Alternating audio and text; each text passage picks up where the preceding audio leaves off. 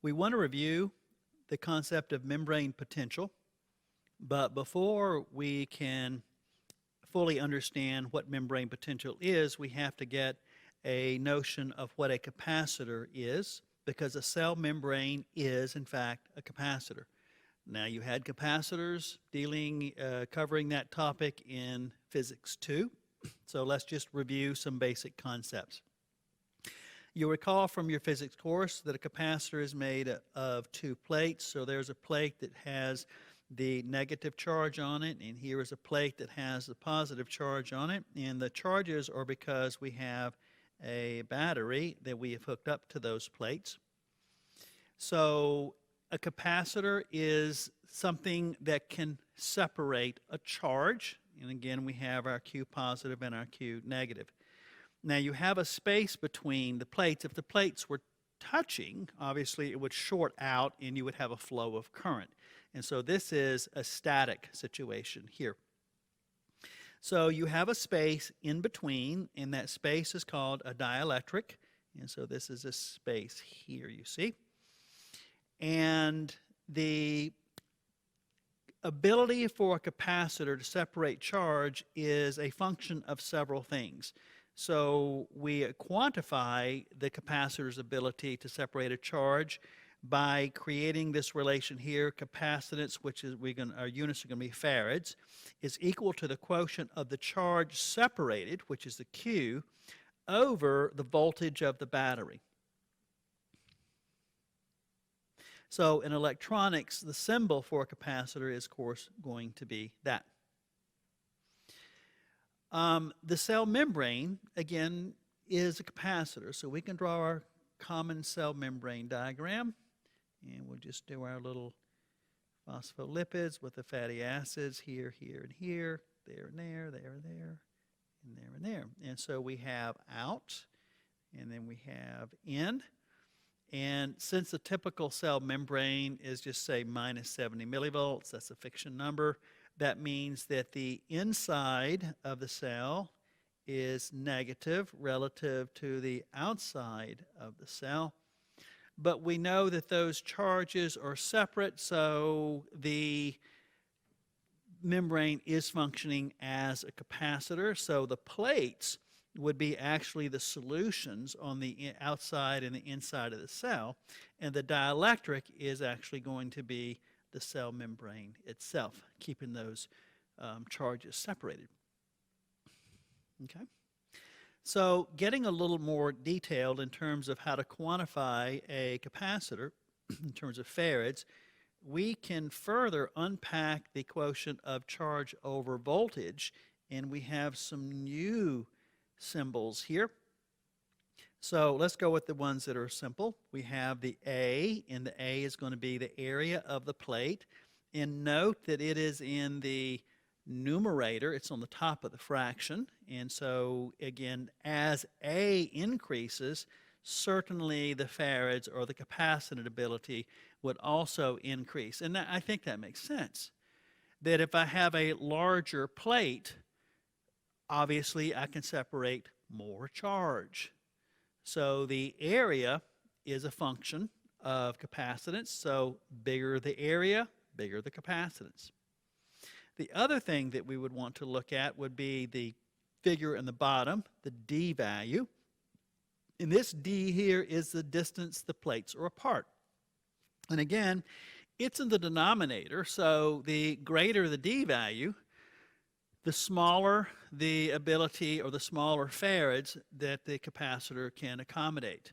And it kind of makes sense, I think, because the charge that you're holding on those plates, you want the positive electrical field and the negative electrical field to interact with each other, holding the positives and negatives together, even though they can't quite get together, because we know opposites attract. So the closer those plates are, the more charge I can hold in that capacitor, because they're really, really close. And so the positive and the negative, they're feeling each other. They want to get together, but they can't get together because they can't cross the dielectric. So, but as I move the plates away from each other, then the electrical field becomes weakened. The positive and the negative becomes weaker and weaker because I'm moving them farther apart. Therefore, that compromises their ability to hold the charges on each of the plates. And you can imagine, if you want to get silly, you can take the plates and put them 5 miles from each other, and you have a little 12-volt battery. Well, again, the charge of each plate being 5 miles from each other isn't going to have much of a capacitance. So again, take-home message here is that the D is in the denominator, and so the smaller the D, the larger the C, or the larger the D, the smaller the C. So I'm hoping that that makes intuitive sense. So the other thing that we want to think about is this figure here, and that is the K epsilon naught, or epsilon O. That is your dielectric constant. Now, the epsilon O, that is a fixed number there, and that certainly is not a number you'd want to memorize. It's just a number. My point being here is it does not change. So whatever is occupying the dielectric space, that number stays the same.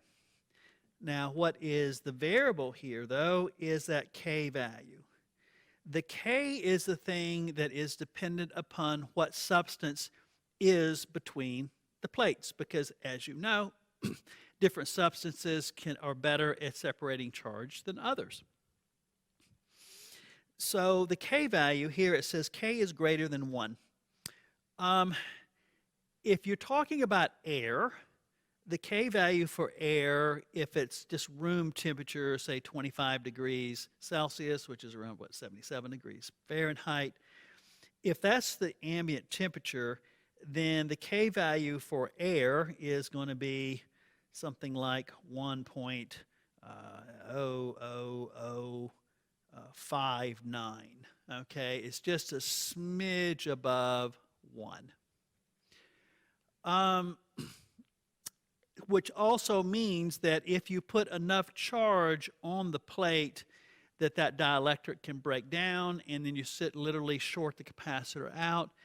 We see this all the time in the spring and the summer with thunderstorms, where we have a separation of charge, cloud and earth, and the air is the dielectric, and then there can be a point where the charge builds up so much that you have arcing, and then of course we experience that as lightning. So that would be for air. And just to give you a sense of scale, the K value for water is about 78. Can that be water? Okay, and so again, the point being is that the higher the number, if you're looking at this equation here, the higher the K value, the greater the capacitance. So what that would tell you is that if the dielectric is water, it's going to be able to separate more charge than if the dielectric is air, because it has a bigger value. So that's kind of how that works. Again, I am not faintly interested in you memorizing any of these numbers. Just basically be aware that K has to be greater than 1, and that for all intents and purposes, air is roughly 1, just a smidge more. In this section here, I want us to get to a point where we have a basic understanding of the Nernst equation. So in order to get there, I'm going to kind of back up and talk about some concepts that go into this notion of the Nernst equation. As you would guess, if you're talking about an ion in solution and the movement or possible movement of an ion across a membrane that will allow or permit that ion to move across, you actually have two forces acting on it. You have a concentration force that's going to come from the concentration gradient, and then you're going to have the electrical force. The reason the electrical force is important because it is a charged particle. So I'm going to show you some equations here that help us understand this. As far as a concentration gradient is concerned, and we got a box here, and imagine that we have a semi-permeable membrane here, and it's going to allow these X's to go through. And so you have a lot of X's in chamber A, you have very few X's in chamber B. So obviously, like everything else, it's going to want to equilibrate because it's going to want to equally distribute itself across its universe. So you would fully expect, if the membrane allowed it, you would expect the X molecules to start diffusing to where you ultimately have a uniform distribution of the X molecules. Well, if I have a disparity of concentration or disparity of distribution creating a concentration gradient, then we could say that there is a concentration force acting on the X in that direction there. So that again, that would be concentration force. And the concentration force, which is a function of the concentration gradient, is going to act on X, and it will move some of those X's from chamber A to chamber B. Well, if we're talking about a force, that means we're talking about something that you can quantify. And so the force here, in this case, we're talking about the concentration force that's generated because of the concentration gradient. It is going to be RT. R is a gas constant. T is absolute temperature, so we got to go Kelvin here. And then we're going to have E base log the concentration of X in chamber A over the concentration of X in chamber B. So if you plug those concentration values in and work the math, you're going to get a force. You're going to get a number, and that number is going to represent the force acting on the X molecule given a concentration gradient. Now, I am not wanting you to memorize this equation, so we're going to go FYI. Okay, I'm just putting it here to help you understand that there's an equation that you can plug in that will get us that force relative to concentration. If we are talking about charged particles, then we also have to consider other forces. And the other force we need to consider is going to be the electrical force. If X's up here were simply glucose or some other neutral particle, then electrical forces is not relevant, so the only thing acting on these particles that carry no valence or carry no charge is just simply concentration. But if you have electrolytes, which by definition carry a charge, then we have two forces. We have both a concentration and then we also have electrical forces. So imagine that we have again, chamber A and chamber B, and we have positives over here, we have negatives over here. So if the membrane, again, allows the positives or the negatives to cross, then you know that there's going to be an attraction. So if, say, for example, the membrane would not allow the negatives to come across but would allow the positives to come across, then you know that the positives are going to go across there because, again, the negative and the positives are attracting. So we have an electrical force acting on this. And as you learn from physics, opposites attract and like repel. So if it's positive, positive, you're going to have a repulsion force. If it's positive, negative, you're going to have an attraction force. And if it's negative, negative, you're going to have a repulsion force. So point being is that if we're dealing with electrical particles, as in electrolytes, then we also have to account for the electrical forces acting on those particles in terms of moving from one chamber to the other. So just like we had for the concentration gradient, we have an equation that will actually help us calculate the force. And so this equation here is basically going to be the Z value, and the Z is simply the charge of the particle, and then you have a F value, and it's a constant, and that's going to be Faraday's number, and then you have EA and EB. EA and EB is going to be the potential difference from one chamber versus the other chamber. In other words, if one chamber is more positive and the other chamber is more negative, then that means I'm going to have some type of number there where I subtract one from the other, and I'll get a quantity, and then you'll run this equation and get that quantity. So what you're going to end up with is going to be just the net chemical or the voltage potential across the membrane when you subtract these two here. So again, so that's going to lead me to a force, then I'll go red, that's going to be acting on the particles, either pushing in that direction or pushing in that direction.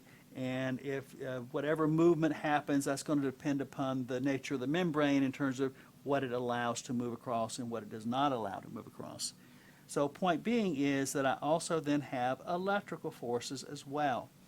So we're also going to say that that equation there is going to be FYI. I'm not wanting you to memorize that equation. I'm just putting it there so you understand that there is an equation that will get us there. So if you're looking at a system, though, that has, again, electrolytes distributed through two chambers, and there is a semipermeable membrane permitting some of the electrolytes to come across, then we have to account for both the concentration gradient and we have to account for the electrical potential forces as well. So if we combine both of these forces, what you're going to get is going to be an electrochemical potential. And that's going to be an energy, some type of energy unit per mole, mole being Avogadro's number, of course. So we can add all of the forces onto, or add them up, all the forces that are acting on a particular charged particle. So here we have the electrical, and here we have the concentration gradient force. Summing those together, you will then get all the forces acting on the particle. Now, suppose that the concentration force and the electrical force were equal but opposite direction. And direction is going to be determined by sign, okay? So again, I think you're familiar with that concept. The vector is pointing in one direction. It could be a positive sign. Pointing in another direction, it could be a negative sign. So when you add these two together, if they are in fact coming out to be zero, in other words, they're canceling each other out. So let me give you a quick example of that. So again, you imagine that you had a chamber here, okay, in chamber A, in chamber B. And imagine that I'm going to have, let's just pick potassium. So let's just say potassium is over here. Okay, I got a lot of potassium over here, and maybe I just have one potassium over here. So obviously I have a concentration gradient. Concentration gradient is going to push it in that direction. But now let us make the system more interesting. Let's take a battery. Okay, got a little battery here, and I'm going to put a potential across that membrane, and I'm going to make the potential over here to be negative and over here to be positive. So now what I have is chamber A is negative relative to chamber B. Now I have an electrical field that I have to account for. And where that electrical field came from? It comes from the battery I'm putting in. So putting a potential across that membrane here. And suppose, again, negative here, positive here. Well, if this is going to be negative and my potassium is positive, that means I have an attractor. That means those are going to attract to each other.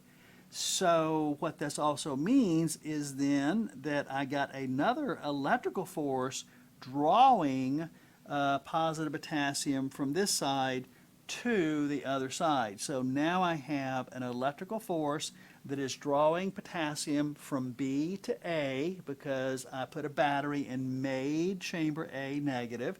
So I have that force acting on potassium, and also the negative is wanting to keep these potassiums in chamber A. But then I have the concentration issue where I have way more potassium on chamber A than chamber B, so I have a concentration force pushing potassium from chamber A to chamber B. So I now have opposite forces acting on potassium. And then of course the question would be, well, ultimately, am I going to lose potassium? Where's potassium going? And what this is saying here is that if I sum these forces, and again, they're in opposite directions, so if I sum the forces and I get 0 for the sum, what that then means is that I am in a state of equilibrium. So the concentration vector and the electric vector are equal opposite. They're canceling each other out. Therefore, there's no net force acting on the potassium. Therefore, there will be no net movement of the potassium. And we have an electrochemical equilibrium. But that only happens when you sum the two forces and it turns out to be zero, which means they're in opposite direction. So, in other words, and I've just said it, the concentration gradient is equal to the electrical gradient in opposite directions. Well, we can pursue this further because the question is, I put a battery up here, and so I made this negative here, and remember I said that this is going to be an equilibrium only if that electrical force is equal opposite to the concentration force. Well, that depends upon then how much of a voltage I'm putting on that battery. And so if I have a variable battery, I can dial it up, dial it down. So there are situations where I have a charge in chamber A and it's not an equilibrium because when I sum the concentration and the electrical, I get something other than zero, which tells me that the electrical force is either greater than the concentration force or the electrical force is maybe less than the concentration force. And if that's the case, I'm going to get movement on the electrolytes. I'm going to get movement on the potassium because I have a net force acting on the potassium. So we have a way of quantifying this. And so the way we want to look at this is this equation here. So electrical force A, electrical force B, okay, those together, that's going to give me the electrical potential across the membrane. So we're just going to say that that's EM. That's the electrical potential across the membrane. In other words, I have an unequal distribution of charge across this membrane, meaning that one side of the membrane is more positive or negative relative to the other side of the membrane. So if we use our equation, and this is it up here in terms of the electrical equation we have going on. So what we're going to do is we're going to plug into the factors here and see what we get. So before I plug in numbers, let me go ahead and remind you of this, that this side over here, okay, that represents the electrical force, and over here, this equation represents the concentration force. So what we're doing is we're saying, let us assume that the electrical force and the concentration force are the same. Now again, where did we get the EA minus EB? That came from this equation here. So electrical force on one side, concentration force on the other, and this equation that I'm just showing you here, it is assuming that the electrical force and the concentration force are equal and opposite. Now we're going to take that and we're going to manipulate it. So you rework the equation and we're going to convert from a E-base log to a 10-base log, and that's going to change some factors here, of course. And what we're going to end up with is a brand new equation. And so this brand new equation here is going to be and this is going to EM, this is going to be the potential difference across the membrane is going to equal to minus 61 voltage over Z log, and it's going to be the concentration of X on the inside and the concentration of X on the outside. So this is called the Nernst equation, also known as the reversal potential equation. So what this is telling you is that if I have a system like up here, and I can plug in the concentration of whatever I'm looking at up here. It's going to be potassium, so I plug in the concentration of potassium on the one side of the membrane, concentration of potassium on the other side of the membrane. If I plug those values in and work the math out, I am going to get a value, and the value is going to be in volts, or in this case millivolts. So looking at this, I asked the question earlier as to what type of potential from this battery do I need to put on this system such that the concentration gradient and the electrical gradient are equal and opposite.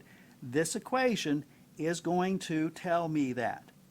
So that's the power of this equation, is if I have a system and I want to know what potential is going to be across that membrane so that the concentration force and the electrical force are equal and opposite, this equation here, the Nernst equation, is going to tell me that.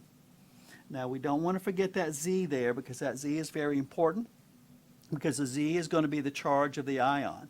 So if you're talking about a positive ion, such as potassium or maybe sodium, then Z is going to equal +1.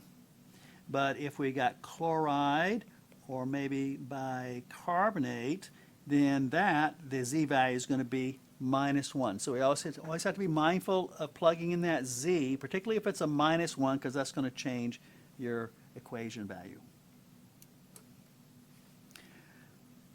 Unlike the other equations, because I'm going to FYI this as well, I don't need you to know that, this is the equation I'm going to want you to know. So know this equation, and you're going to be using it over and over and over again. So know the Nernst equation. Now, in some texts, they will have the Nernst equation to be this, and there's a subtle difference. Let me go ahead and clean this up so you can do a comparison here. Subtle difference in the sense that this equation here has a positive 61 millivolts. This equation here has a negative 61 millivolts. Well, you'll also note another difference, and that is this equation down here. Outside is on top, inside is on bottom. Over here, inside is on top, outside is on bottom. If you'll recall your log rules from a prior course, you understand that when you're taking the log of something, if you flip the numerator and the denominator, then you have to change the sign in front of the log. So that's what's going on here. It matters not to me whether you use this equation or this equation. What does matter is that you lock onto one equation, learn one equation, and forget the other one. The problem comes in sometimes when you do a hybrid of this equation, and so you'll make that minus, but you'll put the outside here and inside there, then that'll get you the wrong answer. So do make a commitment to either one or the other version of the equation. So if you want to go the -61, then it's out over in. If you want to go +61, I'm sorry, I said that backwards. If you go -61, it's going to be in over out. If you're +61, it's going to be out over in. So just go with one and forget the other exists. Another point before I want to leave this, and that is, let's see here, we got that, no, I don't want that, get that right there. Okay, the question I want to address is why the 61? Where'd the 61 come from? Well, the 61 came from combining all these various constants, and then also embedded in that the conversion factor from natural log to 10 base log. So RT and then ln natural log converted, getting rid of the RT and the conversion factor for the log, or getting 10 base log. That's where the 61 comes from. So the other thing that I want to make a point of is that the 61 is contingent upon temperature. And again, that should not surprise you, because why? Because T is part of that. So if you alter the temperature, then you're going to alter this constant here. It will be above or below 61. So the temperature is important. So the 61 is assuming normal body or biological temperature. So 61 assumes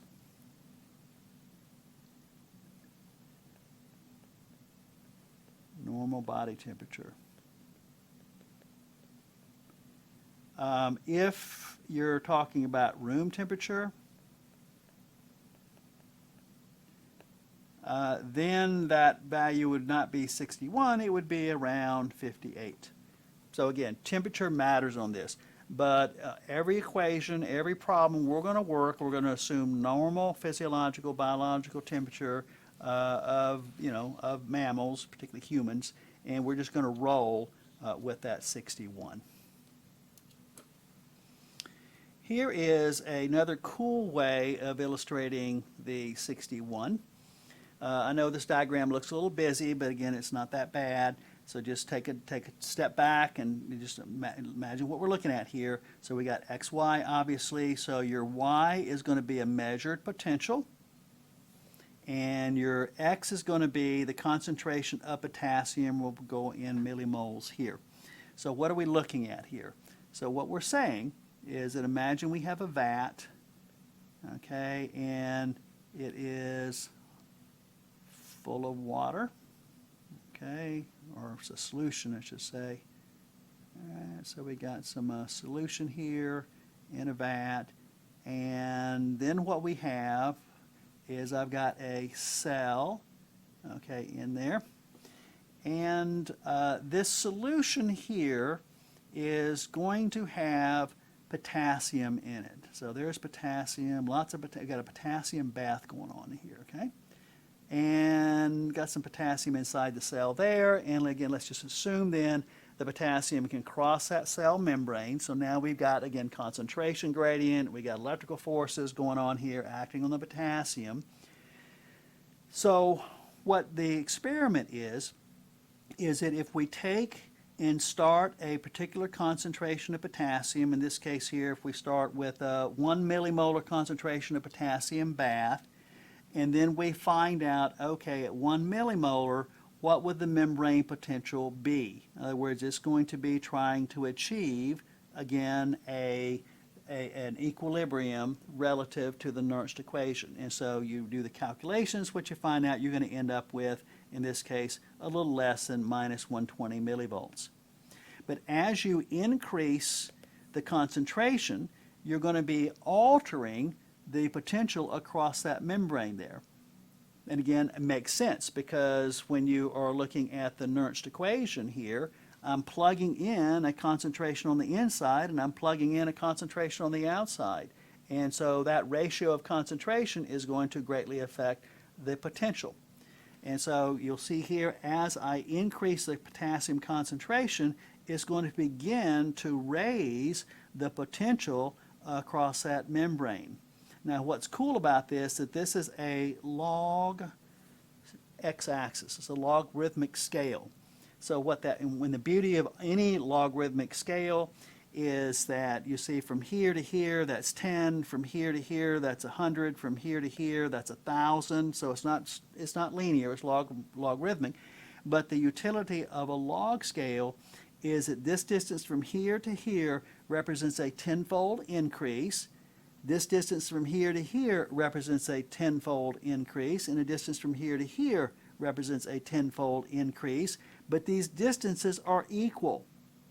Okay, again, that's the power of converting something to a logarithmic graph, is that the factors are equal out together. So this distance here and this distance here, same distance, and they both represent a tenfold increase. Where when you plot out the potentials using that logarithmic scale, what you get is a linear pattern here. And so you obviously get a line. And a line then has a slope. And what you find out is the slope, again, rise over run, you got your y over here, you got your x over there, it's delta y, delta x. You find out that the slope is, lo and behold, 61. So for every tenfold concentration change, or for any change for that matter, of the concentration of potassium in the bath, if you're doing logarithmic scale, you're going to get a nice linear form here. So for every tenfold change in concentration, there's about a 61 millivolt change in potential. That's the take-home message for this graph. And again, it shouldn't surprise you too much if you look at the equation. So let's go back to the Nernst equation. So you got that, and that's going to be plus 61 and plus 1, and then we're going to have log, and now we're going to go potassium out over potassium in. Okay, so out over in gives me the plus 61 here. So you look at that equation there, and hopefully it'll look familiar to you. Go back to your high school math. When you were looking at x, y, and slope, what was the equation that you learned? Y equals mx x. And what was m? M equals slope. And looking at this then, where is there's your x there, there's your x there, okay, and here is your y here, and then lo and behold, what do you have? Slope, slope. So the slope is 61. So that's the mathematical relationship here. I could have used the same graph if I had put in a sodium bath or any other ion in there. I am going to, and I have a cell here, they're all going to be 61. So the slope is going to be the same regardless of what monovalent electrolyte I have in here, whether it's potassium, which is +1, chloride -1, etc. So that's what's going to happen here. So again, this is just a nice pictorial designation in terms of graph form of what that 61 means. One other note, and that is you'll notice in this equation here, there's nothing having to do with permeability. In other words, as long as it is permeable, then it's going to equilibrate to the to the Nernst value. It may take longer to equilibrate, but it's going to equilibrate. So again, permeability is irrelevant because we're talking about an equilibrium state. So the permeability, or the degree of permeability, the degree by which the potassium across the cell membrane is simply going to function how long it takes to achieve this equilibrium. Let's apply some of the principles that we learned in the last block into some examples here. And hopefully doing these examples will clarify the concepts we talked about in the earlier section. So first example, imagine we have, again, a couple of boxes here. We got a semi-permeable membrane through here, and this side is going to represent inside of a cell. This side here will represent outside of a cell. And our initial conditions here is that we have potassium on inside the cell, we have potassium on the outside of the cell, and that the concentration of potassium on the inside of the cell is 10 times the concentration of the potassium on the outside of the cell. You can see this is 1/10 molar and 1/100th molar. So here's the situation. Now the question is, suppose that you have a battery, and you can hook this battery up to the membrane here, and by virtue of that battery you can put a potential across that membrane. So you get to pick the battery and you get to pick where to put the wires from the battery. So then the question is, I have this situation here where I have 10 times more potassium on the inside than I do the outside, but I want to maintain this system. In other words, I want it to be in a state of electrochemical equilibrium. Well, right now, if you're just looking at the concentration, obviously I've got a concentration force in that direction because I have 10 times the potassium on the inside than I do the out, so obviously the potassium is going to want to move. Which means then, if I'm wanting to make this stable, if I'm wanting to make it such that there's no net movement of the potassium, I'm going to have to put a potential across this membrane, and right off the bat I know that this is going to have to be negative and this is going to have to be positive. I already know that because I'm wanting to keep the potassium on this side of the membrane, so it's obviously going to have to be negative, opposites attract. So then the question is, how much of a battery potential do I need to put on there to make this such that it's going to be in equilibrium? Well, we have our Nernst equation to work on this. So I've got Em is going to equal to minus 61 over plus 1, because again potassium is a plus 1, and I'm going to take the log of the concentration of potassium on the inside, and that's going to be 0.1 over the concentration of the potassium on the outside, and that's going to be 0.01, and then work the math.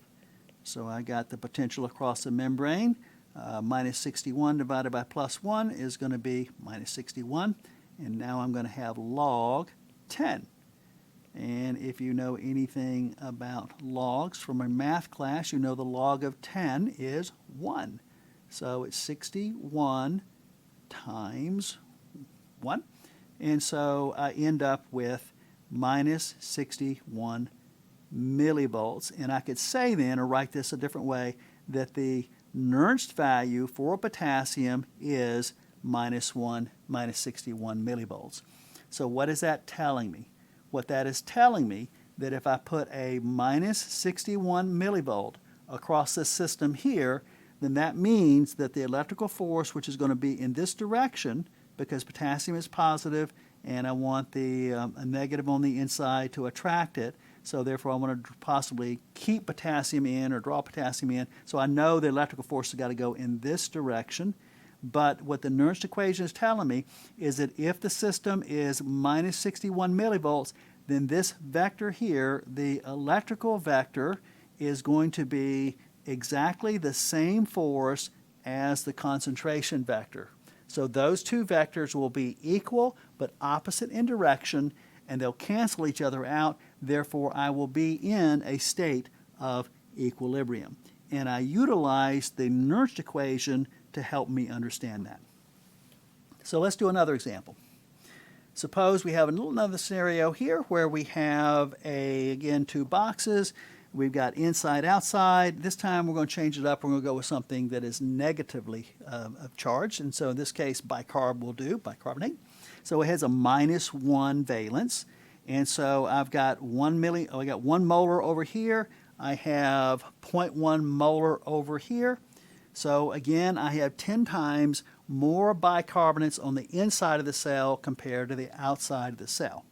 And so here's the question, or the twist of the problem, is say, okay, I got a battery over here, and I am going to put a potential across this membrane, and I'm going to make it 100 millivolts. So over here is going to be positive 100 millivolts. Now, the question is, which way will the ions flow, or would they flow at all? Well, we can do some common sense here.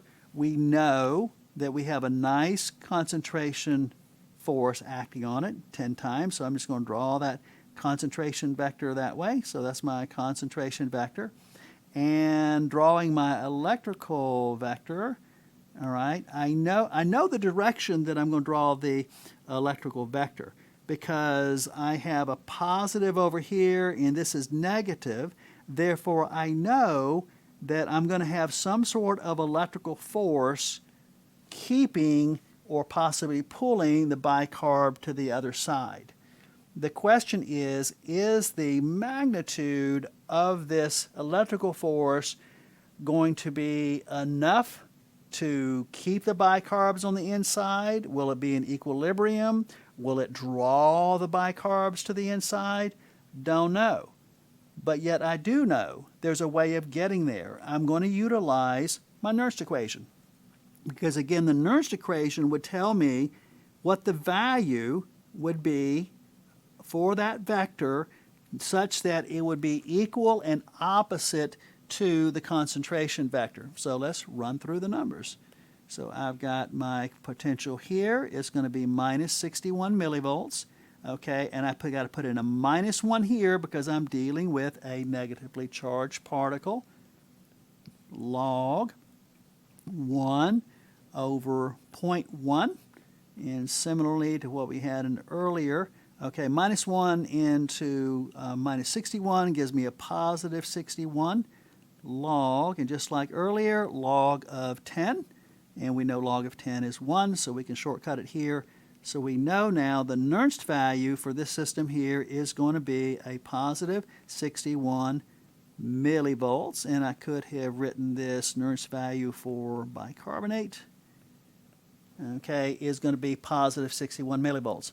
So what that tells you then is that this vector here, when it is in equal opposite direction, equal magnitude, this vector here is going to be 61 millivolts. So you see how this helps you in determining what will happen in this system. So going back, what was the battery? positive 100 millivolts. So then the question becomes, let me get this out of the way. I'll put this E above it here. Okay, so the question is, if 61 millivolts is going to be equal and opposite, but I have plus 100, not plus 6100, not plus 61 millivolts, but plus 100 millivolts, does that should mean then I've got to draw that vector be bigger. Okay, I need to draw the vector so it represents 100 millivolts, not 61 millivolts. So now I got to go 100, so which means it's bigger than the 61. So just looking at that now, I've got a bigger electrical force compared to the concentration force. So what does that tell you that is going to happen to this system? What that tells you is that the bicarbs are going to be moving from the outside of the cell to the inside of the cell. That the electrical force is so great that it will cause that bicarbonate molecule to move up its concentration force, up its concentration gradient, to move from outside to the inside. But again, note, how did I get there? By calculating the Nernst value, calculating the magnitude of the electrical force where I know it's going to be in equilibrium, and then I decide, okay, if I've got a battery here, if it is plus 100, which is going to be bigger than plus 61, then I got to make that vector bigger. Now, if, say, for example, this was not plus 100, suppose it was 50, well, then what would I have to do here? Just to be cute about it, what I'd have to do then is I would then have to make that vector smaller. Okay, smaller, because 50 is smaller than 61. So in that case, now the bicarbs will be going in the opposite direction. So you see how that works. You're using the Nernst equation as kind of your baseline and then making a determination. Okay, last point here. Nernst equation, again, you can use it to predict the direction that ions will flow in a system. We just put two examples doing that. And I mentioned this briefly, but I will elaborate on this point now, which is I talked about the reversal potential. And the reversal potential is basically meaning it's a tipping point. In other words, at the Nernst value, it's in equilibrium. But if you go above the Nernst value in terms of the potential, the electrolytes are going to flow in one direction. If you go below the Nernst value, it's going to flow in the other direction. So that literally is the tipping point or the reversal potential. In other words, above it or below it, you're going to reverse the flow of the electrolytes. So the last couple of examples, we've been putting batteries in. We'll be using batteries to generate a potential. But we all know that in real biological systems, we don't have little batteries floating around really. And so how do you get to an uneven distribution of charge, which is the only way you can have a non-zero potential or a potential would be if you have an unequal distribution or have an uneven or unequal distribution of charge. How does it get there to begin with in biological systems? Because we don't have batteries, we're not putting it in there. And so the answer to that is going to be what we're going to talk about next time. You are aware that in biological systems, cells have a resting membrane potential. So what I want to do in these next few lectures is to help you understand how that came about. So in biological systems, there are multiple factors that create a potential across a cell membrane. Two major factors that I'm going to focus on are going to be, one, I have a higher concentration of negatively charged proteins inside the cell, which the cell membrane is impermeable to compared to what I have on the outside of the cell. A second factor that has a lot to do with resting membrane potential or the presence of ion pumps that cause a net change of potential across a membrane. So by definition, if I have an ion pump, that means it's moving electrolytes. Electrolytes, of course, are charged, as what ions are. So the turning of the pumps means that I'm redistributing charge across a membrane, and that can have a significant impact in terms of the resting membrane potential. So one of the key things that we want to talk about now is going to be what is called the Donen effect, and this is critical in understanding the nature of resting membrane potentials. Basically, the Donen effect is as follows. The presence of charged particles that cannot cross a semipermeable membrane in a system where there are other charged particles that can cross the membrane will reach an equilibrium state such that there is an unequal distribution of charge resulting in an electrical potential across that membrane. This equilibrium point is called the Donen equilibrium. You'll also see this in the literature as Gibbs-Donen equilibrium. So I want to unpack this statement here so that we can have a good understanding of it. And I'm going to do so by starting off with a simple illustration. Imagine that we have this box here, and this box has a semi-permeable membrane splitting right down the middle, creating two chambers. Chamber A, and we'll let that be inside the cell. Chamber B, we'll let that represent outside the cell.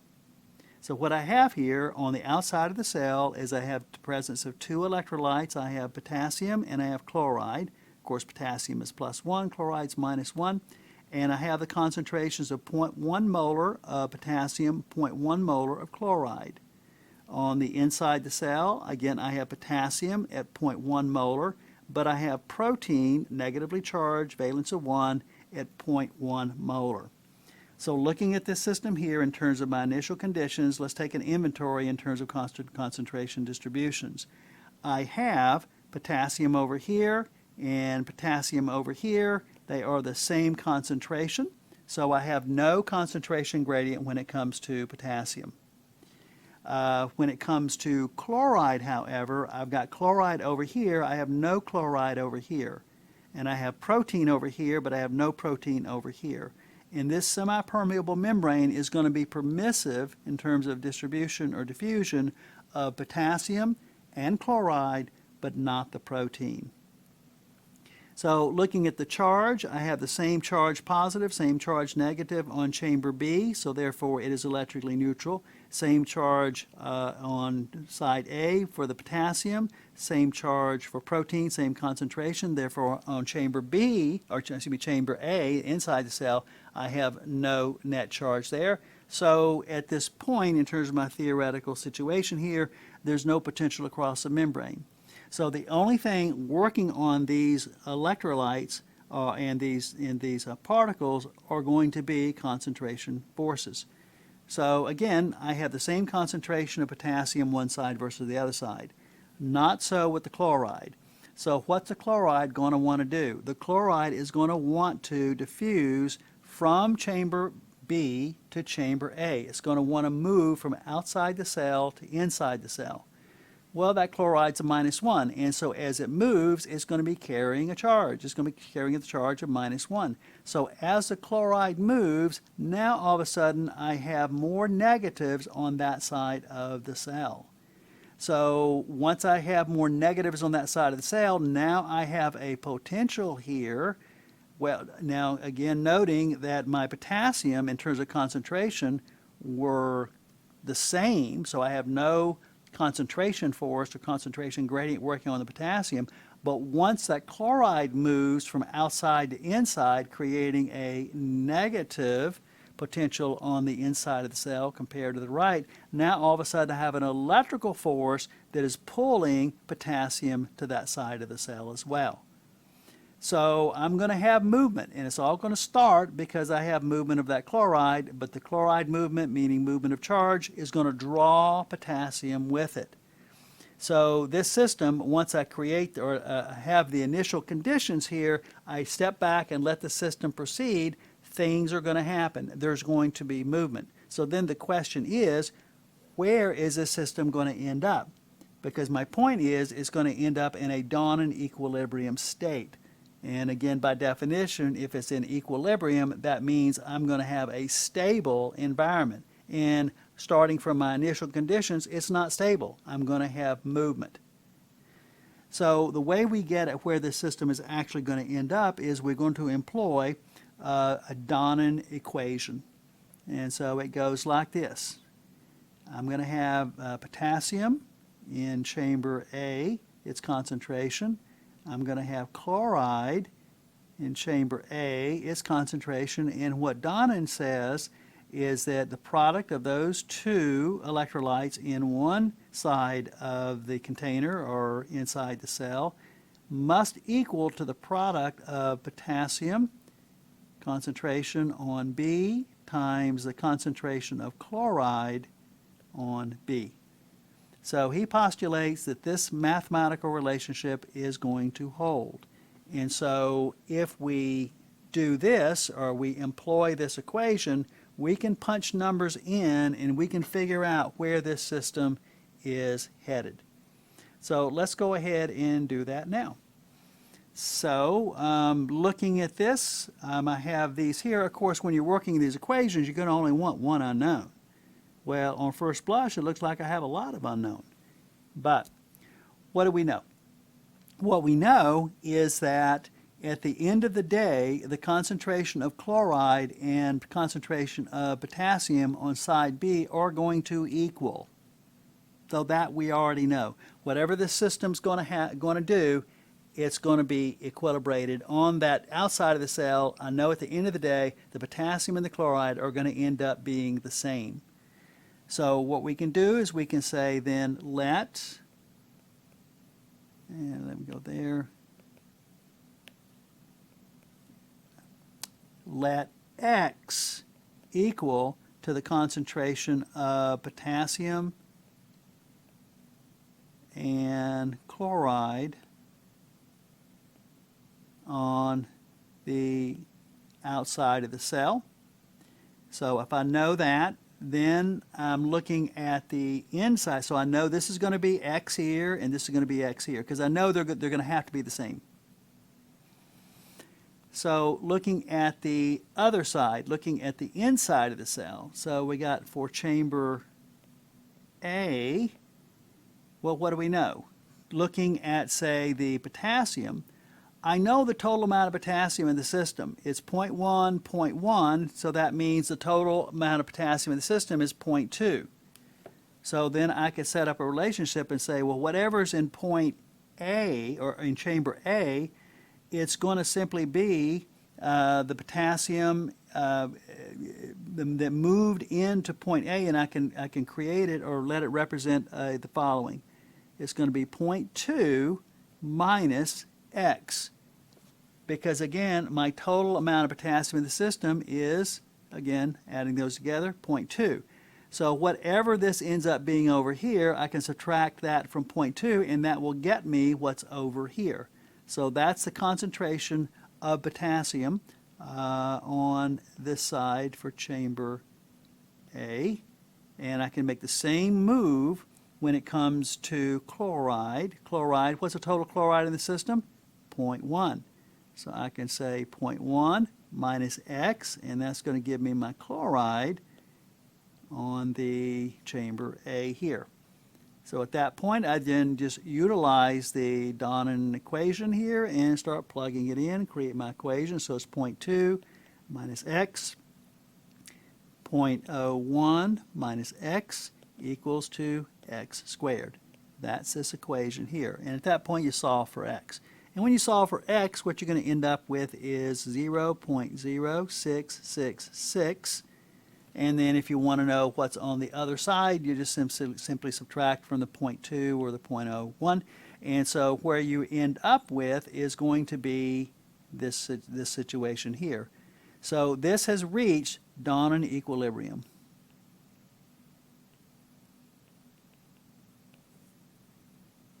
So once everything is redistributed and I have the 0.0666 here, 0.0666 here, 0.133, 0.1, and then the 0.003. This system here is said to be in a Donnan equilibrium state. That's what the equation predicts, and that's in fact exactly what's going to happen. So we want to remember that we have two forces acting on these particles. We have a concentration gradient force and we have an electrical force, and both of those are going to work together and is going to create this situation where I end up again with the Donnan equilibrium. So you'll note the thing that got this started to begin with, though, and let's clean up over here, and let me loop back to this point. Okay. The thing that drove this was the fact that I have an impermeable protein that is negatively charged on that side. So if I had not had particles in this system here that were impermeable, that could not pass the membrane, then basically this equation would still hold, but the numbers would be different. And in fact, if you didn't have the proteins on the other side, if you just had chloride on the other side, what I can guarantee you is that the chloride would simply equilibrate. You'd have the same amount of chloride over here as over here. This would work out, and again, this equation would hold. But when you have the proteins involved there, again, the numbers are going to be different. Now, what's kind of interesting about this is that there's nothing in this equation that has to do directly with the proteins. Yet the amount of protein in the box here in terms of my little scenario is going to affect the Donnan equilibrium values. Because while the protein value is not directly in this equation, there's no place to plug in what concentration of the proteins do affect the system. Because if I had, say, doubled my quantity of protein for my initial system in terms of to be electrically neutral, I would then have also had to double my potassium. And then if I double my potassium, then I'm going to get different numbers. So the amount of protein, it would affect the numbers, but only indirectly so, because it's the amount of protein that's going to determine how much potassium is over here. So that, again, it goes back to that the thing that is driving this system here is that I have proteins that cannot cross the membrane, and that's going to cause a perturbation in this system, pushing it towards a Donnan equilibrium state. Now, in real systems, and this is where, again, this is grossly oversimplified, I believe you know that, but in real systems, in real biological systems, we have another twist here. And that is, unlike this system here, where I only had negatively charged proteins that cannot cross the membrane on the inside of the cell, in real biological systems, I have negative proteins that cannot cross the cell membrane that are living on the inside, but I also have negatively charged proteins that are on outside the cell that cannot cross. So therefore, I have another Donnan effect that I would have to consider here. And so this is where in the literature you'll run into the notion of a double Donnan effect. And all that simply means is that I have impermeable charged particles in both on the inside and the outside of the cell, and all of that has to be taken into account in terms of coming up with what the final distribution is. And of course, over here, I didn't do it that way because I wanted to try to make everything very simple for you. So we talked earlier, in an earlier lecture, about the Nernst value. So I want to move on and continue with our Donnan equilibrium material and address that in the context of the Nernst value.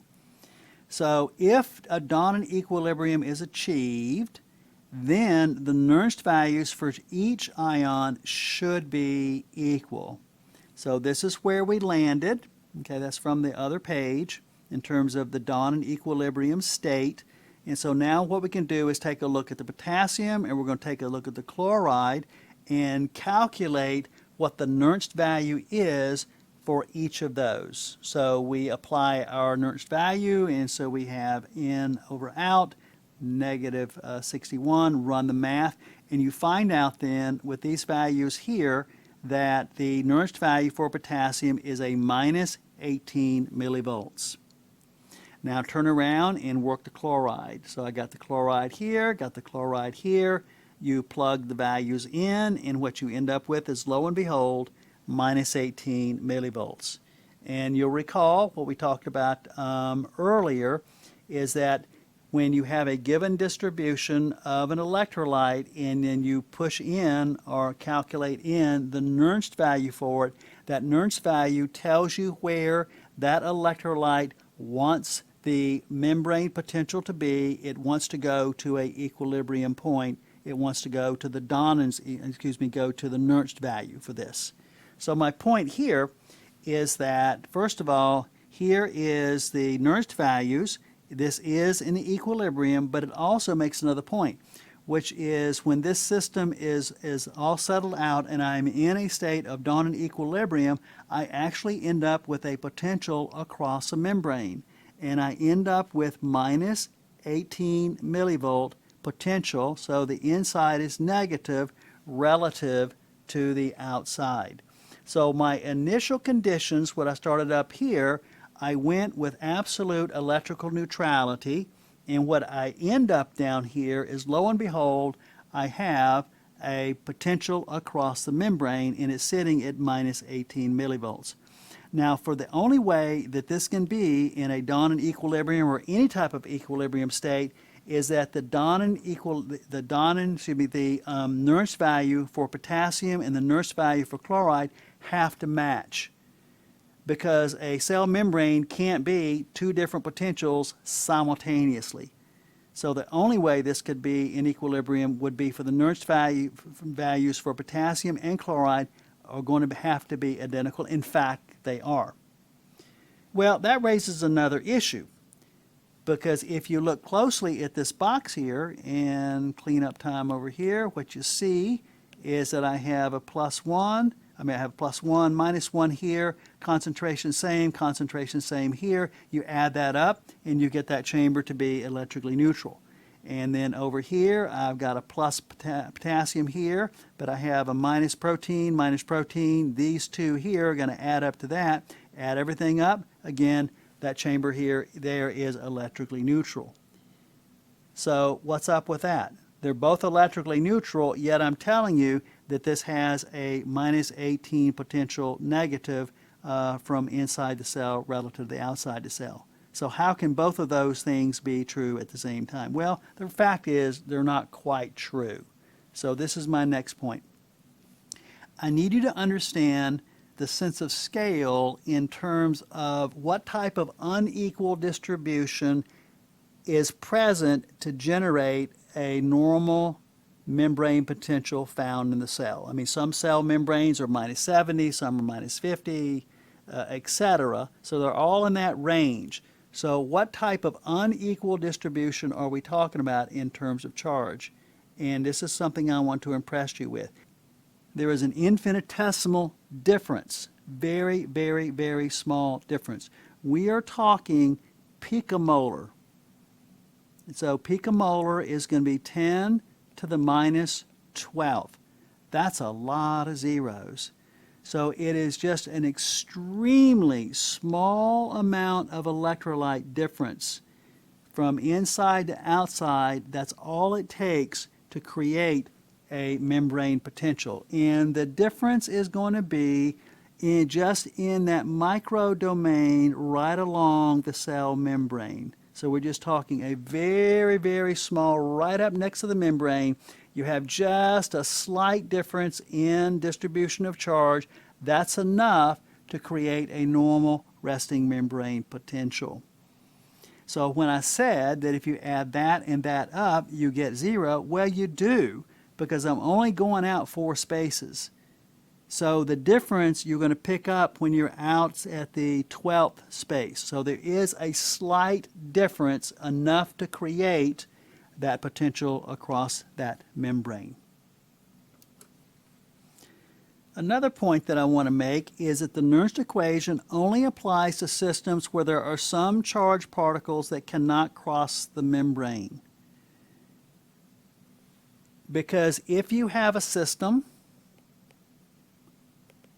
and I have electrolytes over here, and I have electrolytes over here, and if the membrane is permeable to all the electrolytes, then the system is going to equilibrate so that it's going to be electrically neutral across the membrane. That's going to be the end point in terms of the equilibrium. It'll always go to no potential.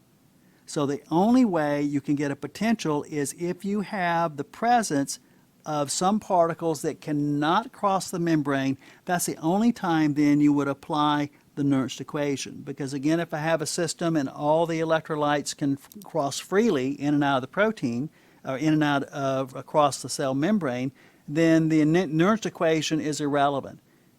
So the thing that makes the Nernst equation what it is that it's presupposing that I am having some electrical particles, in the case of cells, negatively charged proteins that cannot cross the membrane.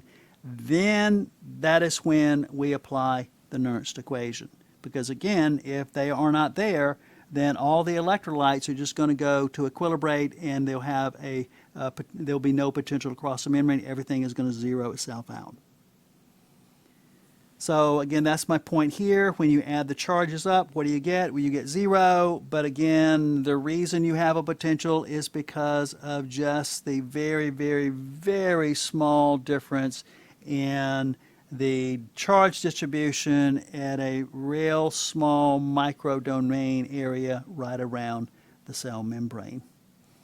So there's one other question that I want to address before we close this section out here, and that has to do with what about osmolarity? We've spent time talking about osmolarity.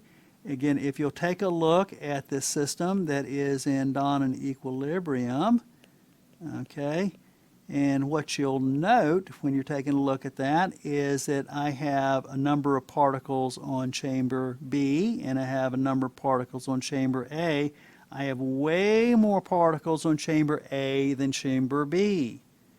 So if I have way more particles here, that means I have a significant water concentration gradient. I got a lot of water over here, and I got less water over there.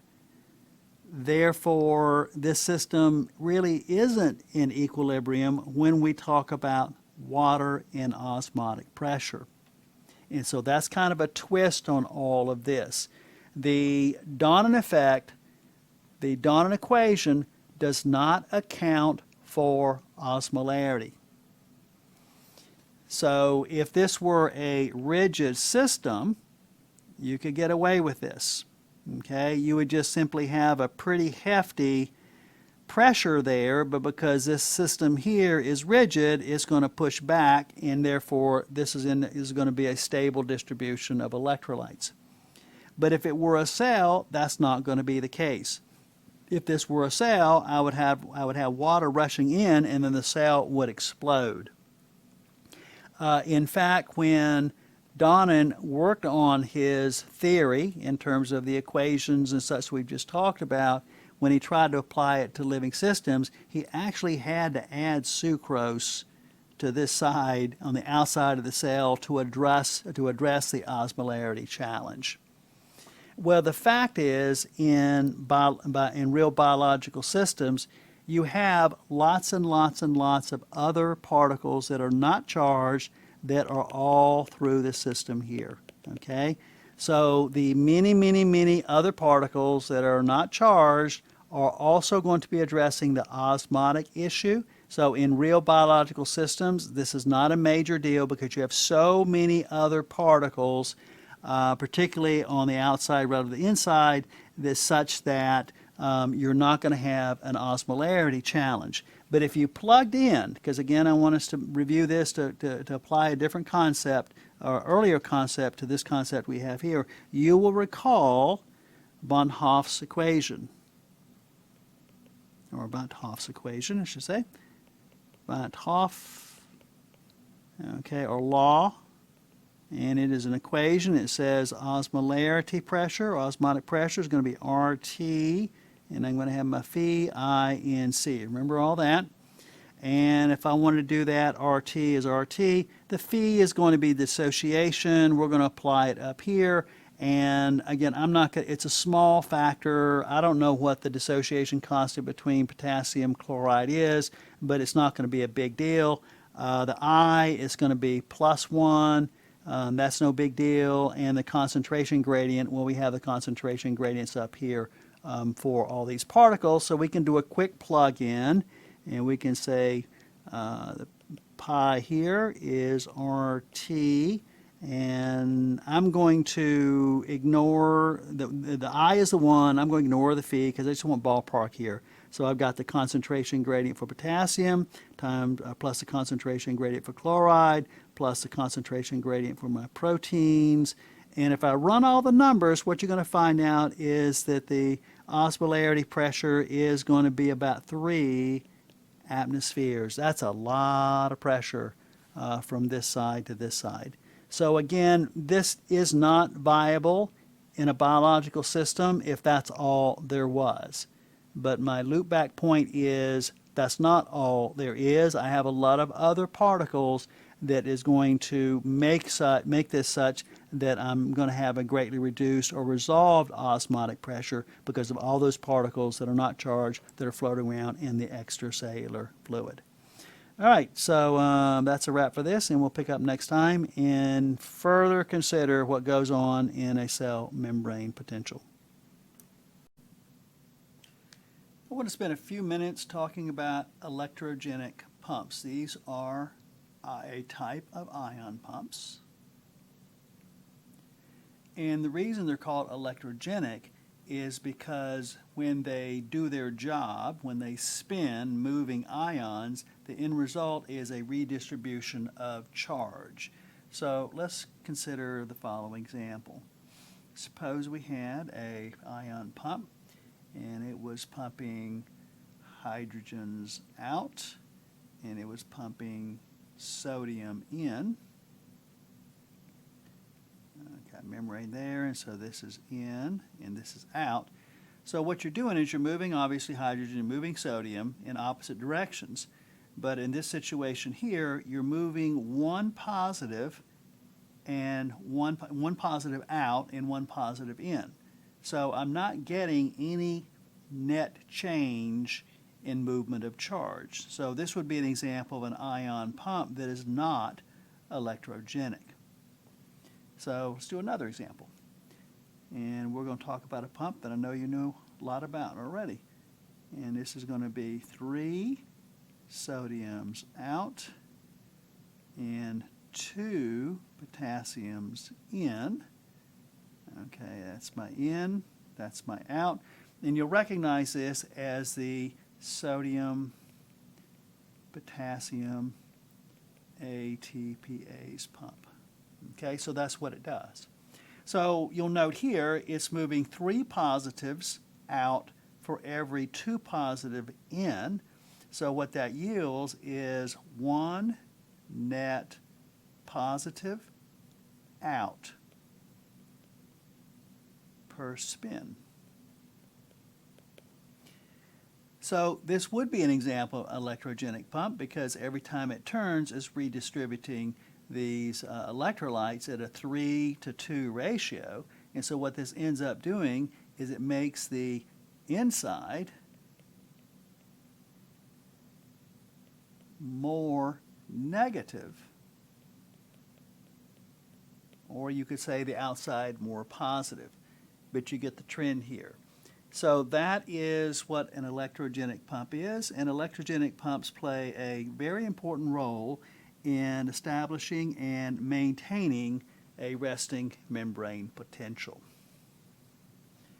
So let's go with some other examples, because what I'm wanting to do now is to eventually weave together both the Donen effect and these electrogenic pumps to help you understand why they can create and maintain a resting membrane potential, because both are important. Let's do a couple examples though, because I want to weave in here also the Nernst equation that we used or talked about in the last session. So let's have a little box here. We'll have our semi-permeable membrane, and we'll just let that be in, let that be out. Suppose you had the following scenario. Suppose you had 4 sodiums on this side, and you are say 4 millimolar, and then 4 millimolar chloride on this side. And suppose you had 1 sodium or millimolar on this side and 1 millimolar of chloride on this side here. So these are the initial conditions, and each side is electrically neutral. But if you let this system go, assuming that the membrane is permeable to sodium and chloride, you know that this system here, or as the numbers are presented to you, is not going to stay the same. And you can look at that and you can intuit that given enough time, what's going to end up is you're going to end up having 2 sodiums and one on one side, 2 on the other side, and the same thing with the chloride. In other words, it's going to be 2, 2, 2, and 2. It's going to equilibrate. So as far as the Nernst value is concerned, it goes to when do you apply the Nernst value? When is the Nernst value useful? Because remember the Nernst value, we had a situation where you're taking the concentration on the inside over the concentration on the outside. You're taking the log and then minus 61 over plus 1. Well, if this is my initial condition is 4, 1, you would not want to apply the Nernst value or Nernst equation in that situation. You wouldn't want to say, okay, 1 on the inside, 4 on the outside, and then calculate a Nernst value. That makes no sense because the Nernst value is only going to be applicable when you have a stable situation, when you're in some kind of equilibrium. So this system here is clearly not in any type of equilibrium state. It's dynamic, so things are going to change. So this would not be a situation where you would want to use the Nernst equation. It doesn't tell you anything.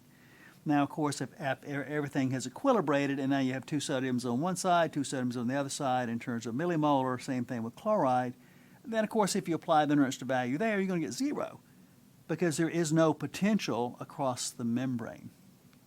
So let's do another experiment, another little thought experiment here.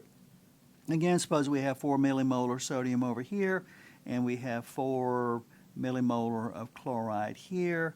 And let's just change it up and say we got 0.5 millimolar sodium over here and 0.5 chloride over here. And let's just throw in that we also have a 1 millimolar protein negatively charged. And then let us stipulate that the protein cannot cross the membrane, but yet the sodium and the chloride can. Well, in this situation here, which is exactly what we did in an earlier lecture, you know that that is not in any type of equilibrium state. You know things are going to change, and of course we can go through the Donen calculation and figure out what the numbers would be. I'm not going to do that here because that's not the point. But the point is, it's not going to stay this. So it's going to reach some type of equilibrium, and in fact the equilibrium that it's going to reach is, again, as we said earlier, it's going to be a Donen equilibrium. Once we've reached that Donen equilibrium, then at that point is when you would apply the Nernst equation to see what the Nernst value would be for the sodium and for the chloride once the system has equilibrated. So this would be an example here where the Donen effect is going to create a membrane potential across that membrane there. Now let's do another example. So we got a membrane here, and we're going to go back and we're going to say our 4 millimolar sodium, 4 millimolar chloride, and 1 millimolar sodium on the inside. This is inside out, and then a 1 chloride on the inside. So we have that, which it looks a whole lot, just looks just like that. Except now let's just throw in another twist here. Let's just suppose that we have a pump here, and that this pump can pump sodium exclusively out. So this pump here can move sodium from the inside to the outside. And let us also stipulate that while the membrane is permeable to sodium and chloride, but let's just make the membrane to be sort of permeable to sodium, maybe a little bit permeable to sodium, okay? Much more permeable to chloride, a little bit permeable to sodium, such that the rate that this pump is pumping out sodium is greater than the rate that the sodium can diffuse back in through across the membrane, because we're going to make the membrane to be less permeable to sodium but still somewhat permeable to sodium. Well, then if you let this system go here, again, I don't know what the numbers would be, but because that's going to depend upon the nature of the pump in terms of how quickly it can spin. But I think you can see there that you're going to reach another type of equilibrium, and when you do, you're going to have a situation where you're going to have a potential across that membrane there, because with the pump, the sodium pump pumping the positives from in to out, you're going to end up with the inside of the membrane to be negative and the outside to be positive. Similarly, you had negative over here, positive over here. Why is it negative? Because the protein was negative. So again, I have another way of establishing a kind of a steady state membrane potential that is not zero, but in this case, it's because I'm having an electrogenic pump that is shifting the electrolytes and has the ability to maintain a shift of the electrolytes. So now I have a situation where I'm actually having a capacitance capacity of this cell membrane. Remember, we talked about in the first lecture of membrane potential about a cell membrane being a capacitor. It has an ability to separate charge. Well, in this situation here, it's separating the charge because the permeability of the membrane to sodium is not enough to where it can overcome this pumping of the sodium here. If you had a situation, I'm just going to make something up real quick here. Okay, so if you had a sodium here and some sodium over here, and I had a pump that was pumping sodium, if the membrane was like super duper permeable sodium such that the sodium can turn right around and diffuse back as quickly as the pump can pump it, then I'm not going to have an ability to create a potential across the membrane. So in this situation here, this is going to be different than this.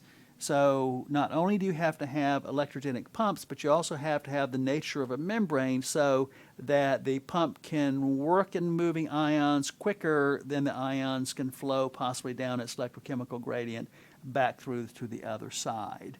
So permeability is a key factor here, and I'm going to come back to this permeability issue in the next lecture. Anyway, so take-home point here is that both the Donan effect and the electrogenic pumps play roles in maintaining a potential across a membrane, because the fact of the matter is I have both this and this at play. Okay, so let's just move on to my next little cartoon here, and resting membrane potential. A lot of times in literature you'll see it as an RMP. So I got a little cartoon here. I got my little make-believe cell, and so I have some electrolytes here. I got sodium, potassium, chloride, inside, outside. Got my negative proteins on the inside that cannot cross the membrane. And let's just stipulate that the membrane is permeable to varying degrees for sodium, potassium, and chloride, but not permeable to protein. So immediately when I see that I have an unequal distribution of particles that cannot cross the membrane, in this case proteins, then I know there's going to be a Donan effect. So the question is, if we go in and we apply the Nernst value, assuming that this whole system here is equilibrated, okay, so I can at that point certainly apply the Nernst value to all of these electrolytes. But the question is, do I have a Gibbs-Donan equilibrium state?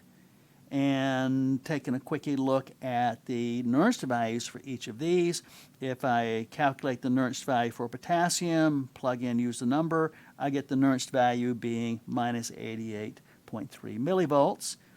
For chloride, Nernst value is going to be minus 63 millivolts. For sodium, the Nernst value is going to be plus 60 millivolts. So first of all, no, I don't have a Gibbs-Donan or a Donan equilibrium here, because if I did, all of these Nernst values would be aligning with each other. So then the question is, why?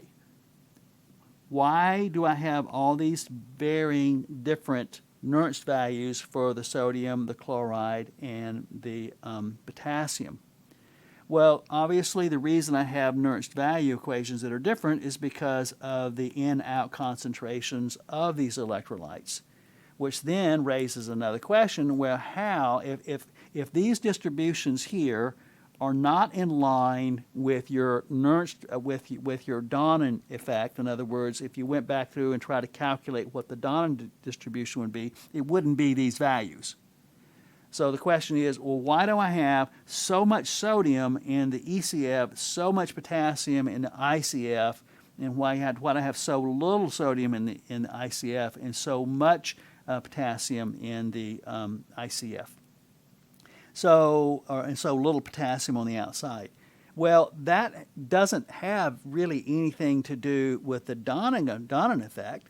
What it has to do with is the presence of electrogenic pumps. And the main reason why you have a high sodium on the outside, low sodium on the inside, high potassium on the inside, low potassium on the outside, is because of our good old friend, our sodium potassium ATPase pump. So we got 3 sodium in is pumping 2 potassiums back, 3 sodiums out and 2 potassiums back in. So every time it spins, I'm creating a disparate distribution of sodium and potassium relative to ICF and ECF. So the major factor as to why I'm having the distributions that I'm having of these electrolytes, which drives then my disparate values for the Nernst equation, is simply because, or mostly because of the sodium-potassium ATPase pump here. Of course, ATPase meaning that I'm burning lots of energy to maintain this ion distribution. So I guess my major take-home point here off of this page is for you to understand that you have both a Donen effect is going to be at play in helping to establish a resting membrane potential, but also a big player in this are going to be my electrogenic ion pumps. Okay, so we'll take another look at resting membrane potential in the next block. Let's take a look at another example. This is the same scheme that we had on the prior page. We have the same distribution of electrolytes. We're letting this thing here represent a cell. So I have chloride, I have 10 on the inside, 110 on the outside, potassium 140 on the inside, 5 on the outside, sodium 15 on the inside, 145 on the outside. So suppose we have that particular ion distribution. Of course, we have our negatively charged proteins that cannot cross the membrane in there as well, therefore creating a Donen effect. We go in and we actually measure the membrane potential. And so we go in and we measure it and we find out that it's sitting at minus 72 millivolts. So we immediately know that if this were in a Donen equilibrium state, then the Nernst value for each of these electrolytes should be minus 72 millivolts. But as we saw last time, you run the Nernst values for each and you find out that none of them are minus 72 millivolts. So potassium has a Nernst value of minus 88, chloride has a Nernst value of minus 63, sodium has a Nernst value of plus 60. Now again, reminder that the thing that is driving these particular Nernst values are going to be the concentrations inside versus outside. So the way that I'm going to talk about this is that I'm just going to say that potassium wants the membrane potential to be minus 88 millivolts. That's what the Nernst value is telling you. And the reason that it wants the membrane to be minus 88 millivolts is because potassium wants to be in its electrochemical equilibrium state. So all of these electrolytes are wanting the system to put them in a state of electrochemical equilibrium. Well, for potassium, it's minus 88. For chloride, it's minus 63, and so forth. Well, again, we know this is not a Donen equilibrium because each of these are different. But the resting membrane potential we have determined is minus 72 millivolts. So if you look at the minus 72 millivolts, which is what it is measured to be, and then you look at what each of these electrolytes want the membrane to be, you have varying degrees of separation. So say, for example, chloride it wants the membrane to be minus 63 millivolts so that it can be in electrochemical equilibrium. Well, the membrane is actually sitting at minus 72, so that's only a difference of about 9 millivolts. So it's close. It's not exactly where it wants to be, but it's sort of close. Whereas if you look at the sodium, the sodium is wanting the membrane potential to be plus 60. Well, it's sitting at minus 72, so that's about 132 millivolt difference. So we could say that the sodium is pretty unhappy. The sodium wants it to be plus 60, it's sitting at minus 72, so the degree difference means that the sodium is very far away, or the membrane is very far away from where the sodium wants it to be. The potassium, we got a difference of 88 and minus 72, so about delta about 16 millivolts. So it's not as happy, say, as chloride, but certainly is happier than sodium. So in a way, it's useful to think of all of these electrolytes in light of their Nernst values, to think in terms of that they all want the membrane to be that particular Nernst value. Of course, you've got a range from minus 88 to plus 60, so how is that going to work out? So they're all competing with each other to make the membrane to be what it is. Well, it ends up being minus 72 millivolts. So do these disparate Nernst values influence and help determine the fact that this is going to be a minus 2 resting membrane of a minus 72 millivolts? Absolutely, and I'm going to go on the next page and explain to you how that works. So there is a mathematical way. If you know the concentrations in and out of the major electrolytes that are going to be crossing the membrane, you can then utilize the Nernst values to figure out, to predict what the final resting membrane potential will be in light of their individual Nernst values. But in order for you to do that, you have to understand another concept. And the other concept that we have to understand is the concept of conductance. Now, you'll recall in physics you had Ohm's law. And what does Ohm's law say? Ohm's law says that the potential is going to equal, voltage potential is going to equal the product of amperage times resistance. Okay, I think hopefully you understand or have a basic understanding what a voltage potential is. Again, that's just going to be basically an uneven, or that's going to be a separation of charge. Current, that's an amperage, and an amp, as you'll recall from physics, is going to be the movement of a charge. And remember, we speak in terms of charge as coulombs, but a movement of a charge per unit time. So if I'm moving a lot of charge per unit time, then the amperage is high. If I'm moving a smaller amount of charge per unit time, of course the amperage is low. So amperage is just movement of charge. And then resistance, as you'll recall, and just kind of a common sense way of looking at it, resistance is how hard it is to move a charge through a medium. Now, when you were taking physics, everything was in wires. So if you had a wire that had a high resistance, what that meant was it is harder to move electrons through that wire as opposed to a wire that has a low resistance. So a resistance is the concept of how hard it is to move a charge through a medium. In a biological system, we're not moving charges through wires, we're moving charges, in this case electrolytes, not electrons.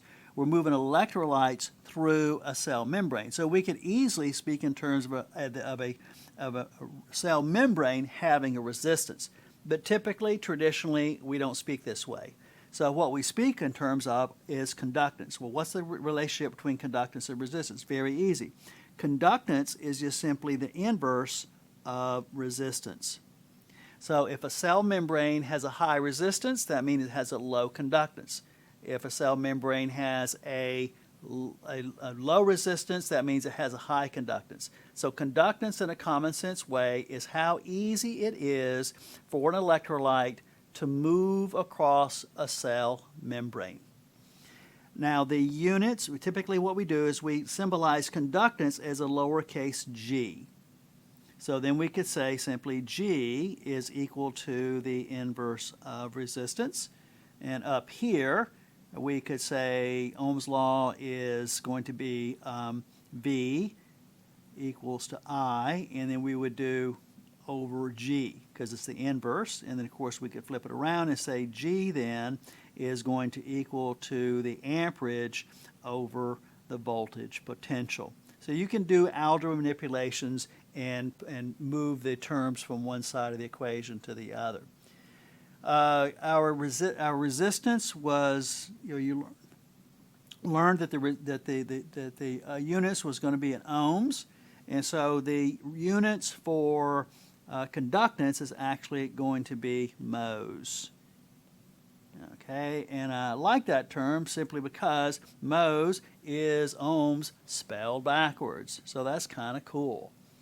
So we're speaking now in terms of conductance in mhos, resistance in ohms. So the greater the mhos, the easier of a cell membrane, the easier it is to move electrolytes across that membrane. So what we're going to find out in the next section, that if you want to calculate what the resting membrane potential is, if you know the concentrations of the electrolytes that we want to consider, that then allows you to calculate the Nernst values of each. Then we have to ask the question, how easy is it for these electrolytes to cross the membrane? And how easy it is or how hard it is going to influence what the final resting membrane potential is. And our vocabulary for talking about how easy or hard it is for an electrolyte to cross the membrane will be in terms of mhos. So we could say, we could assign a G value for sodium, we could assign a G value for chloride, and we could assign a G value for potassium. So if I know my G's, that's telling you how easy or hard is it, or in this case, since it's mhos, how easy is it for the potassium, for the sodium to cross the membrane? How easy is it for potassium to cross the membrane? And so if you take the ease with which each of these electrolytes can cross the membrane, and then you combine it with the Nernst value, then you've set yourself up for a way of estimating pretty accurately what the resting membrane potential would actually be. I want to now combine our concept of Nernst values and the concept of conductance, and let's get to an equation where we can use those two to predict what a resting membrane potential would be. So the name of the equation that I want to review now with you is called the chord conductance equation. So what we have here is EM, and that EM is symbolizing the resting membrane potential. And so what we're going to look at are going to be the electrolytes that can cross, that have the ability to cross a cell membrane. So what is this chord conductance equation made of? Well, we can see right off that we have the Nernst value for potassium there, we have the Nernst value for sodium there, and we have the Nernst value for chloride there. So that's denote, those figures there are denoting where each of those electrolytes wants the membrane potential to be. So you have competing Nernst values. So then the question becomes, how do you pull all this together? Well, what you have then is another relationship here, and I'll just go a different right there. You have that, and you have that, and you have that. So what's that all about? So I have a G, in this case potassium. Okay, we said last time that the G, the mho value for potassium is basically a way of quantifying how easy is it for potassium to cross the cell membrane. And then we have the sum of G.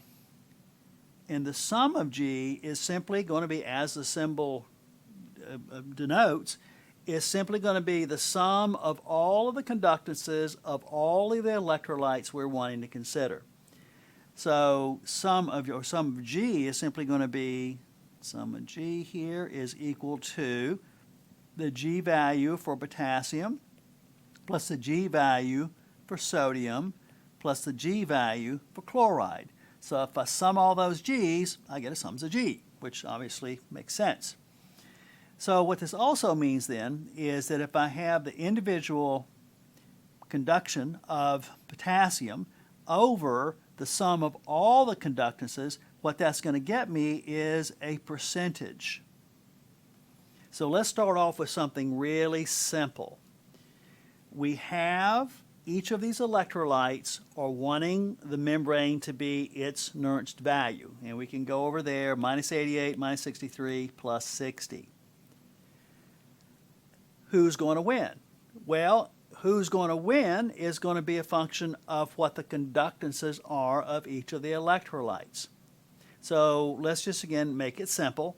Suppose that all the G values were the same. In other words, the cell membrane has equal ease of all of the electrolytes crossing. In other words, a cell membrane is just as easy for a potassium to cross as it is for a sodium to cross, as it is for chloride to cross. Now, I'm going to talk about this, the next concept in a coming lecture, but I'm also going to equate conductance with permeability. Because if you have a high conductance, in other words, it's easy for a particular electrolyte to cross a membrane, then we could also say then that membrane is very, very permeable to that electrolyte. Now, conductance and permeability, while they certainly correlate, they're not the same concept, and we'll talk more about that in a coming lecture. But for now, we can say that the two are correlated. So if you have high permeability, say to chloride, then that means you have a very high conductance as well. And so I'm going to kind of go back and forth in using the vocabulary there. So if the cell membrane were equally permeable to all three electrolytes, which means their G values are all going to be the same, then the percentage would be what for each of these? In other words, the yellow here, what would the yellow in terms of a number be? Well, it's going to be 0.333, so forth, so on. In other words, each of them are going to have a third.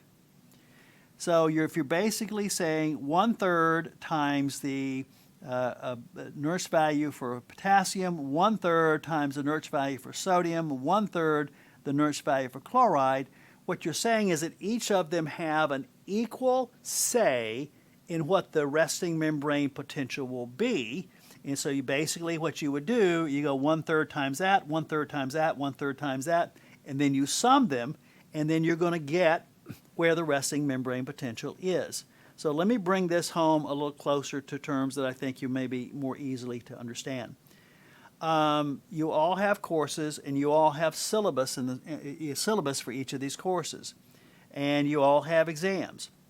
So you have a course that has 4 exams. So you'll have 4 numbers at the end of the semester, and where you're wanting to go to is what's going to be my final average for the course. And suppose the only grades in your course are 4 exams. Now, you've got lots of ways of carving this up. You could have a course where each exam counts 25%. In other words, all the exams count the same. So I do believe you would know how to make that calculation. You could just basically take your exam score, multiply each one by 0.25, and then sum it, and then you get your average. But a lot of courses, the exams are weighted, and maybe the first exam is 10%, maybe the second exam is 15%, and then you have percentages on the third and fourth exam such that you total them, it's 100%. But each of the exams are weighted. So how do you calculate your final course average with 4 exams if you have weighted exams?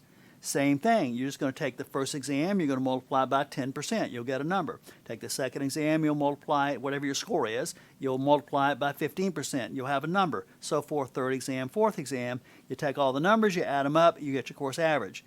So in a sense, the Nernst value are your exam grades, and then the G over the sum of G is going to represent your weightedness for each exam. Well, this is the same concept here. We're going to put a weight on each of these Nernst values such that if a electrolyte has if a cell membrane has a high permeability towards a particular electrolyte compared to the others, then it's going to have a greater say in terms of what the resting membrane potential is. Now, we're going to do some examples of this, and I think once you work a few problems, it's going to be really easy for you. But let me just deal with the concept here. So take, for instance, you have your, I've got a different color here, you have your potassium, it's minus 88. You have your sodium, it's plus 60. Well, they want two very, very different things. But suppose that the cell membrane was very, very permeable to potassium, so that it would have an extremely high G value. And suppose that the sodium was, the membrane is relatively not impermeable to sodium, but it's not the greatest permeability either. So maybe it's just kind of slightly permeable. So that means you would have a G value for sodium, but the G value for sodium is going to be really, really small. So then what that means is that when you look at the core conductance equation, that you're going to have a greater percentage, it's going to be a much larger percentage multiplied by that Nernst value for potassium, and that this value here is going to be relatively small, because we shall say that the G value of a cell membrane for sodium is relatively small. In other words, the membrane is a little bit permeable to sodium, but not great. So it's going to have a much less of a say in what the resting membrane potential is. And of course, we have the chloride is going to be somewhere in the middle.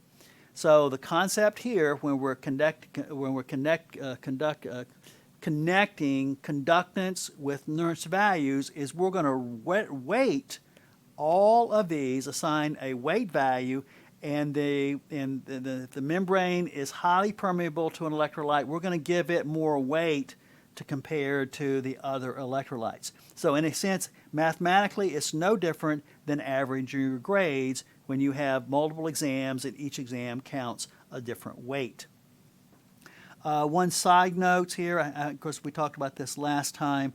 In some texts, the unit for conductance is going to be Siemen instead of Mohs. I like Mohs better because it's ohms backwards, but I just want to make you aware that sometimes you'll see that term there.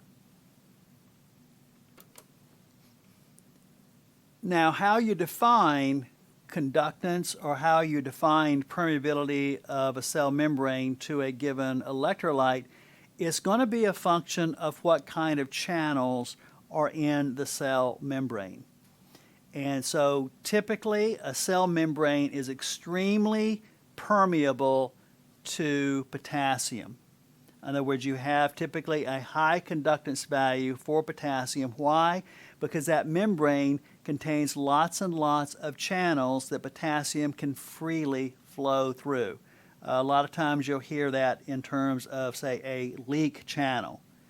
When it comes to sodium, sodium is the cell membrane. Again, it's slightly permeable to sodium, but not very. So again, low G value or low conductance when it comes to sodium. Chloride, again, kind of somewhere in the middle, in the sense of, it depends on what cell type you're talking about. Some cells have a greater degree of permeability to chloride than others.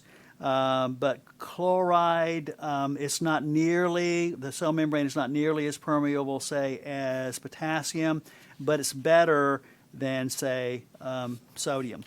So again, that's just kind of vary from cell type to cell type. As we go through examples, I'm going to give you G values, and you're going to practice utilizing this equation so that you can then estimate what a resting membrane potential would be given ion distributions and then given the permeability factor or the conduction factor for each of the electrolytes that we're concerned about.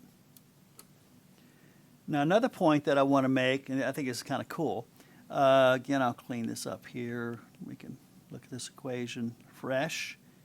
Remember we said what each of the electrolytes wants the membrane to be is the Nernst value. Okay, so imagine this. Imagine that we have a cell, and we have potassium, we have sodium, and we have chloride. Now, what would happen if we did some magic on the membrane and we said, okay, the membrane is not permeable at all to sodium? Therefore, the G value is 0. Then what happens to this quantity here? It just goes to 0. And then let's just say, okay, then we're going to suppose that the membrane is completely impermeable to chloride. Then what's the G value for chloride? 0. Then that means this whole thing goes away. So if the membrane is only permeable to, say, potassium, and that's it, then the G here, the G sub K, is actually equal to the sum of G, because there's only one G. So that makes that what? 1. Then what does that leave you? That leaves you that the resting membrane potential is going to be the Nernst value for potassium. You see how that works? So this is why we're working in the Nernst values as a part of the core conductance equation, is that if you only have one electrolyte, then by definition, the resting membrane potential is going to be the Nernst value for that electrolyte.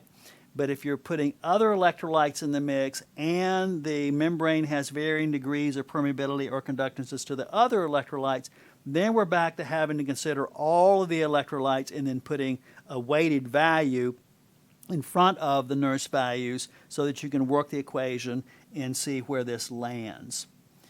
Now, another equation that's pretty important, it's the same thing, it's the mathematical equivalent to the core conductance equation. And by the way, I do want you to know the core conductance equation. Another equation, though, is called the Goldman equation, or also you'll see it in the literature as Goldman-Hodgkins-Kotz equation. I'm typically just going to refer to it as Goldman equation, just for simplicity reason.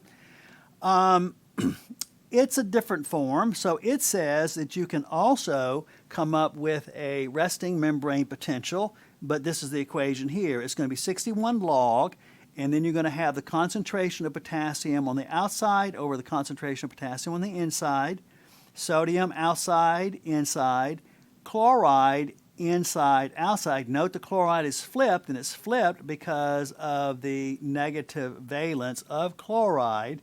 And now what you're going to do is you're going to then multiply each of these by a p-value, and the p-value is going to be permeability. So you're going to have the membrane permeability of potassium concentration on the outside times the permeability of potassium concentration inside, and so forth. Permeability for sodium, permeability for chloride. If you plug all that in and then multiply by 61 log, you're going to get, again, a resting membrane potential figure there. And mathematically, this is equivalent to the core conductance. Now, we saw here we have the Nernst value for the core conductance up here. Actually, the Nernst value is tucked within this equation here. Remember that? See that 61 log? Okay.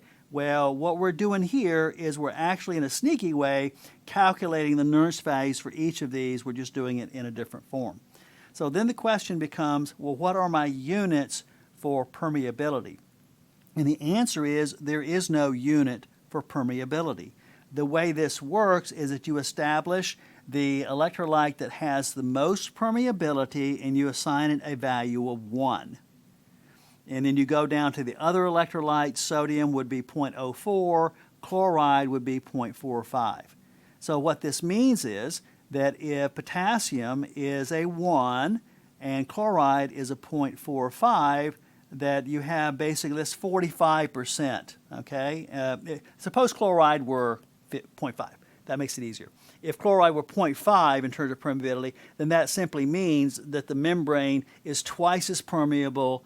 The potassium is the membrane is permeable by a factor of 2 potassium relative to chloride. In other words, potassium has a twice as easy time getting through the membrane as does chloride. Okay, if it were 5. Well, it's 4 or 5, so it makes it a little off. Also, note here, sodium, 0.04. So what does that tell you? That tells you that sodium is about a 4% value compared, in terms of permeability, compared to potassium. So there are no units on this, so the permeability values are relative to the other electrolytes we're talking about. So the permeability of potassium, you put 1, 1, and then sodium, you'd be 0.04, and the chloride you'd be putting 0.45, and then you would plug into to this equation the concentrations in and out, run those numbers, and you're going to come up with a resting membrane potential. And I promise you that the calculation doing it that way is going to get you identical the calculation that you would get using the cord conductance. Now I told you that this actual equation here is also the Nernst value. So let's kind of illustrate that for you. Just suppose that the permeability for sodium was 0. Well, if the permeability for sodium is 0, okay, that's 0, 0, then that makes those go away, doesn't it? And suppose the chloride permeability was 0. Well, that'd be 0, 0. That makes that go away. So what are you left with then? Well, what you're left with is that equation there. And what is that equation? It's the Nernst value for potassium. Now here this is out over N because my 61 is positive. So there you go. There's the Nernst value there, assuming these two are going to be 0. So as I said earlier, I definitely want you to know the cord conductance equation. We're going to later on practice doing those. I am not wanting you to memorize the cord conductance. So not cord conductance. I'm not wanting you to memorize the Goldman equations. This is going to be FYI. But what I do want you to know or understand, if you see this, I need for you to understand what it is. That's another way of calculating what a resting membrane potential is given the various concentrations of electrolytes in and out of a cell. I do want you to understand that permeability is a non-unit, that it's relative to each other, and certainly understand that the Goldman equation will get you a resting membrane potential, just like the cord conductance would get you a resting membrane potential. Okay, so next time I'm going to talk a little bit about the concept of conductance and permeability and how they relate. For this next block, I want to consider the relation between conductance and permeability. I had made a connection earlier in my effort to help you understand what conductance is. I said it was a kind of permeability. If a cell membrane were more permeable, then we could also say to sodium, we could also say then it had a greater conductance to sodium. But you'll recall that conductance is given by this equation here. So conductance is by definition the ratio of amperage over voltage. And amperage by definition is a movement of charge. So a membrane is permeable to oxygen. And you can quantify that. But it would make no sense to say that the membrane has a conductance relative to oxygen, because oxygen is not a charged particle. So I could say that the membrane has a permeability to sodium, and I would be perfectly within my bounds to say that. But I could also say that the membrane has a conductance relative to sodium. Why? Because sodium is a charged particle, and so when sodium moves across the membrane, I am moving a charge. I have an amperage. So you can view it the following way. And that is, permeability is a broader term that can be applied to both charged particles and neutral particles. Whereas conductance only makes sense if you're talking about a charged particle, because by definition, you're talking about movement of a charge or amperage. This is the function, as you know. So if I graph that function using my voltage as my x-axis and my amps as my y-axis, then I can plot a line, and if you know basic math, a simple relationship here of one over the other, that is going to be linear. And the line would be what this blue line here is. So in this case here, just eyeballing it, looks like to me that G equals to 1, because what I'm looking at is a slope. I have a run and I have a rise, and it looks like for every 1 volt I have 1 amp increase. So therefore, by definition, G would equal to 1.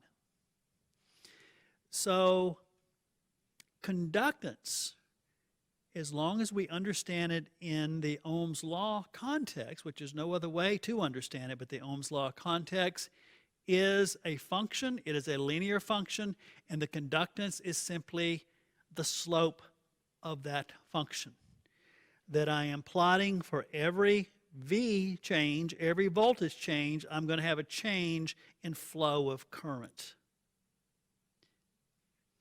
And I can plot that in it's consistent because it's linear.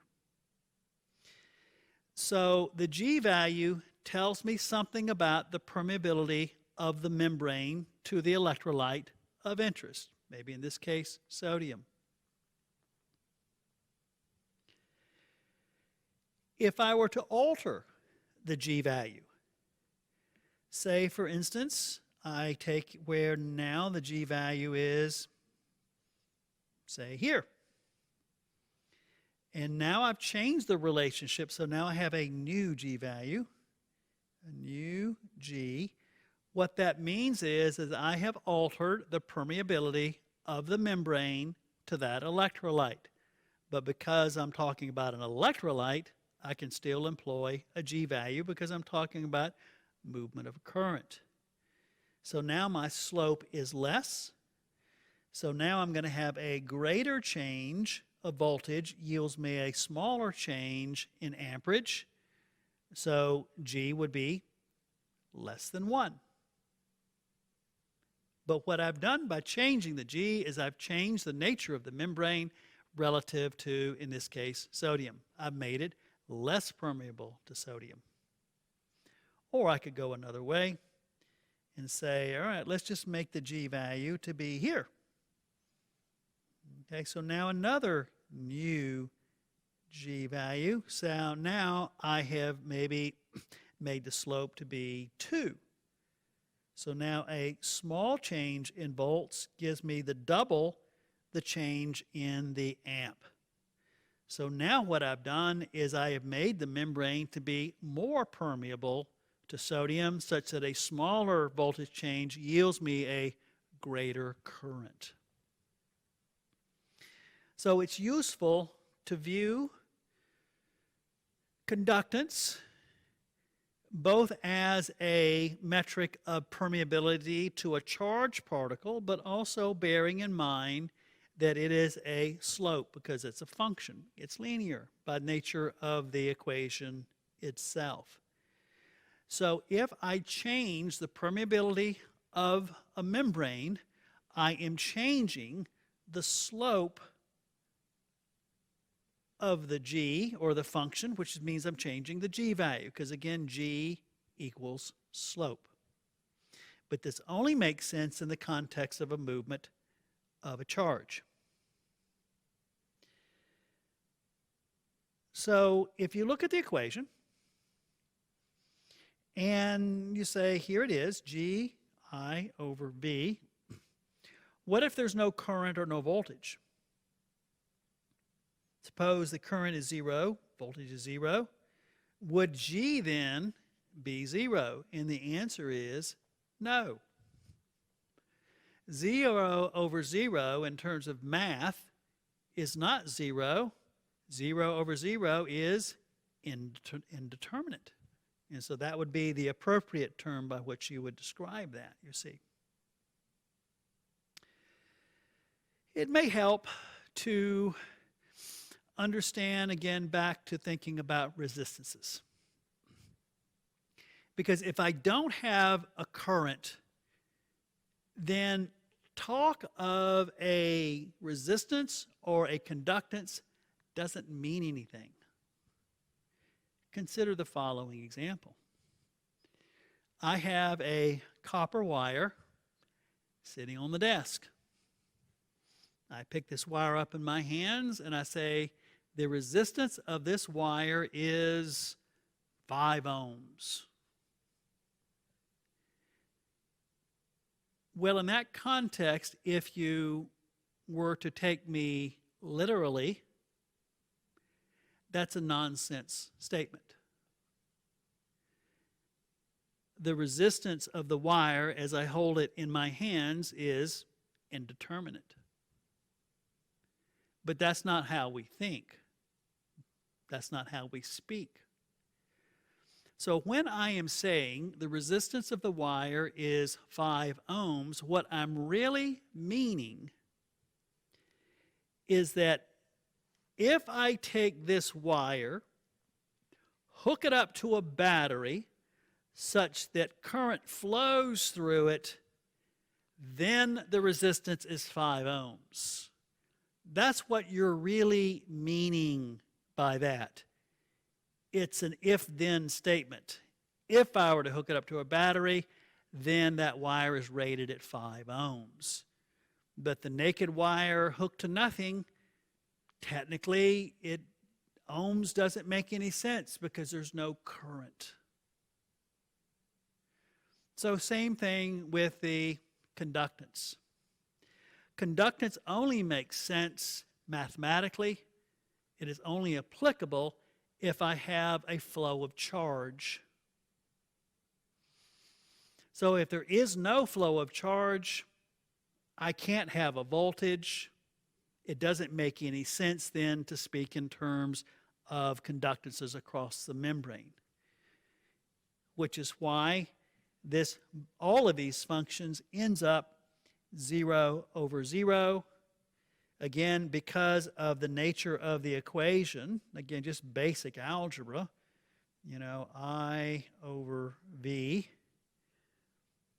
or if you were to have a function, y over x, and it is plotted out this way, when amperage is 0, voltage must be 0, therefore it is indeterminate, and there's no point in talking about it.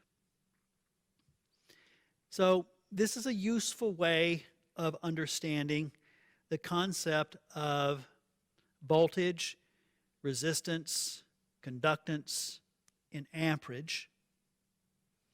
And understanding it only makes sense to speak of conductance if I have a flow of charge.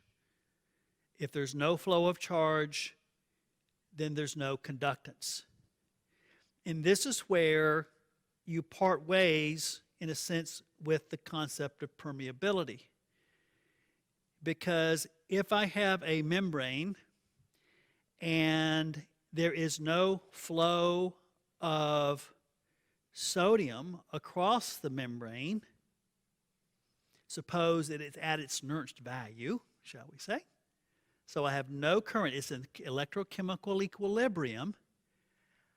It still makes sense to say that the membrane is permeable to sodium, but it makes no sense to try to assign a G value to that membrane at that point because nothing is flowing. There is no conductance. So that's where conductance and permeability diverge.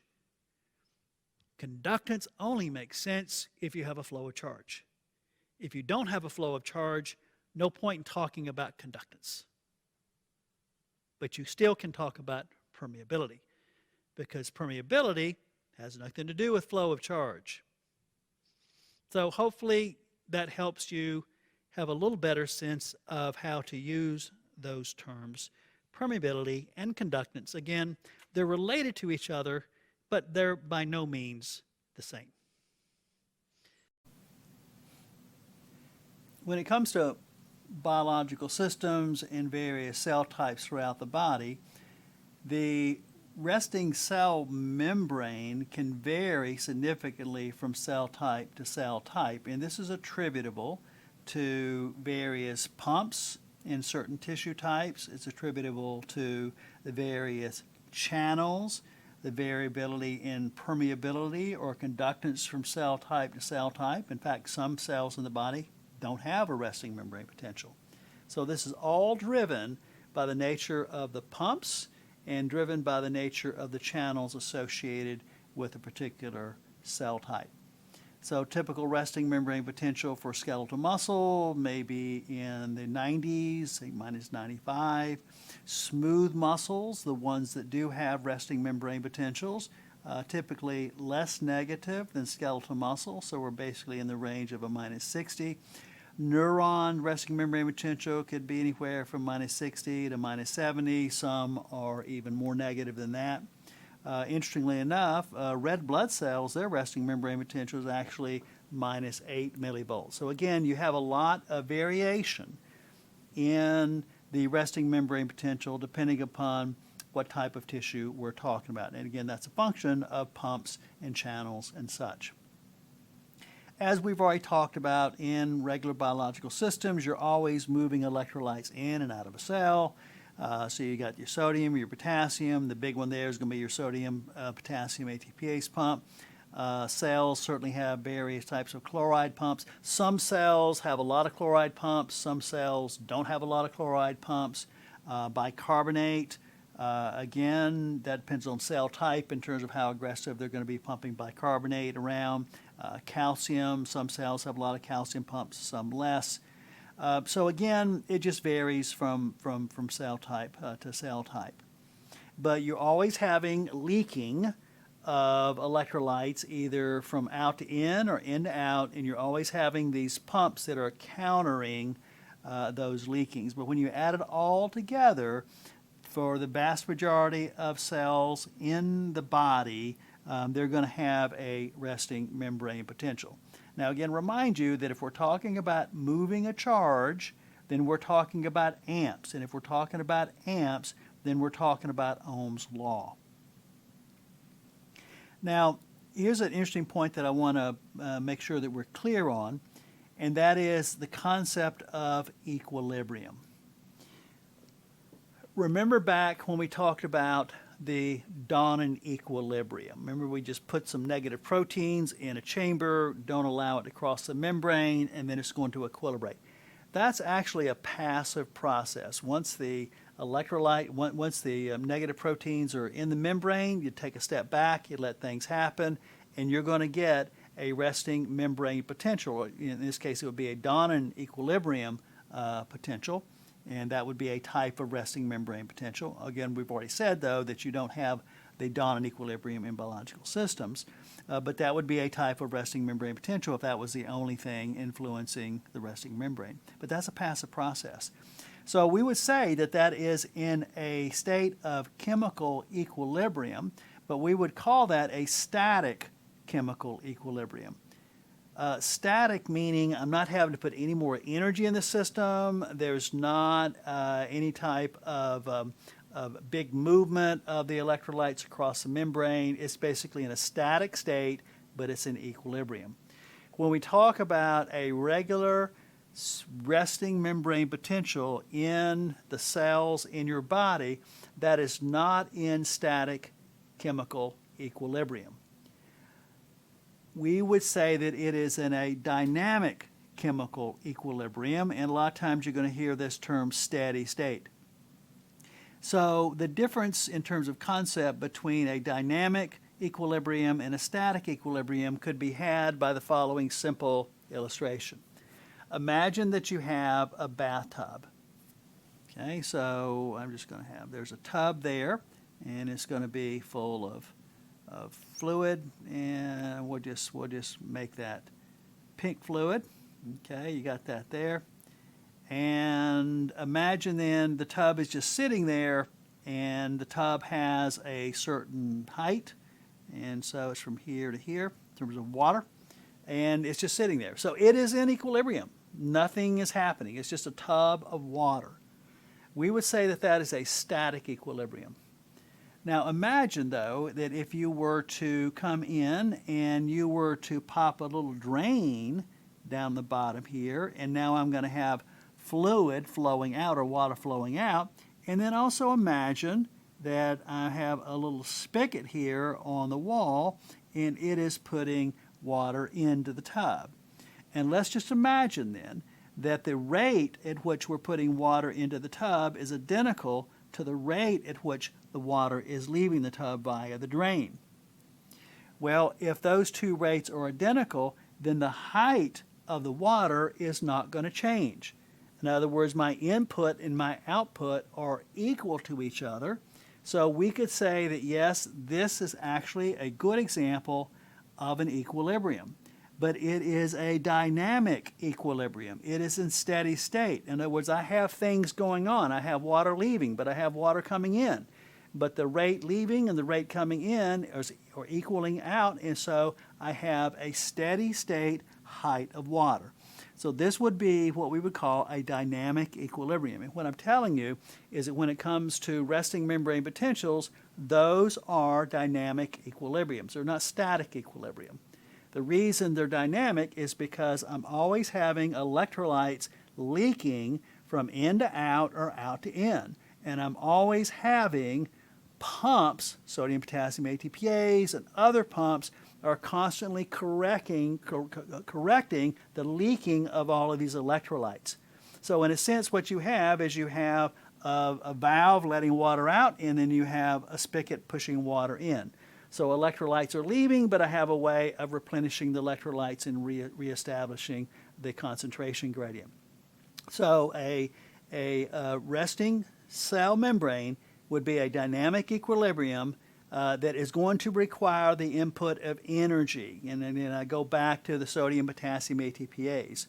If I'm having sodium coming down its concentration gradient, electrochemical concentration gradient going into the cell, and then I'm having potassium leaking out, then that sodium, potassium, ATPase, meaning I'm having to burn energy because I'm having to push both the sodium and the potassium against their electrochemical gradient. I'm having to put energy into the system so as to write the appropriate or keep the concentration of sodium and potassium to be as it should be. So again, when you're looking at a resting membrane potential, think dynamic equilibrium, steady state, but it certainly is not in any way a static equilibrium like, say, the Donen equilibrium would be. So I've already talked about the sodium, potassium, ATPase, and again, reminding you that it is also electrogenic. I'm having a net movement of charge. So speaking of the sodium, potassium, ATPase pumps, what would happen if you were just to shut all these pumps down? What would happen to the biological system? Well, what would happen would be that the sodium and potassium gradients would become less, and there is nothing to counter the continual leaking of potassium out of the cell and sodium into the cell. And also you have other pumps that are working in the cell that are dependent upon having an appropriate sodium and potassium gradient. And so if you lose that gradient, then you're going to lose the effect of other pumps.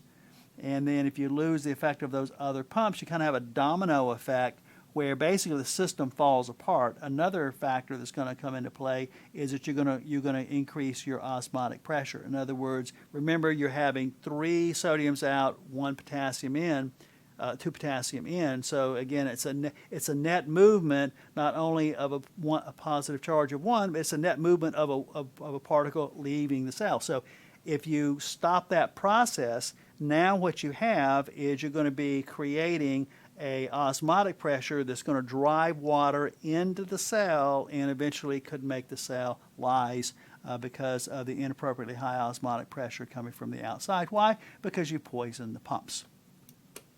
So I think we can see how important the sodium, potassium, ATPase pumps are to preserve life in a biological system. One other thing that I want to point out is that, again, most of the cells in your body have sodium, potassium, ATPase pumps. There's not just one pump, though. There's not one type of pump. The sodium, potassium, ATPase pump, it is a protein. It is a 3-unit protein. And you have variations of each of the 3 units, which then means you have many, many isoforms of the sodium potassium ATPase pump. So there's just not one type of pump. You got many different forms, variations of sodium potassium ATPase, and their attributes are custom made for whatever cell they happen to be associated with. But again, take home point is if you just shut them all down, you're going to die. I want to turn our attention to a drug called Wabane.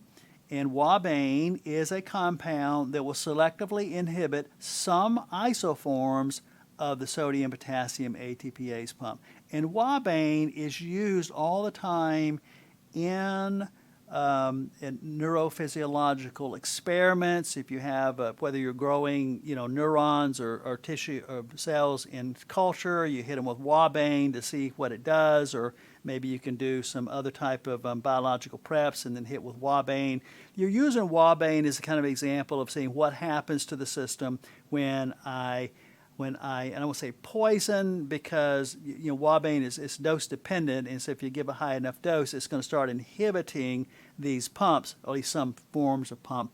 But it's not all or nothing. It would just start inhibiting without completely shutting them down. It can be a very useful compound in research. So again, my point of pointing this out to you is if you see Wabane in the literature, you think, okay, this drug here, in appropriate doses, can actually start inhibiting sodium potassium ATPase pumps. One side note, it's more trivia, I guess, is that it's actually been found that if this is dose dependent, that in very, very extremely small amounts of Wabane can actually stimulate some isoforms of sodium potassium ATPase. But when you bring the dosage on up, then that pretty much it'll start putting the brakes on many of the types of the sodium potassium ATPase pumps.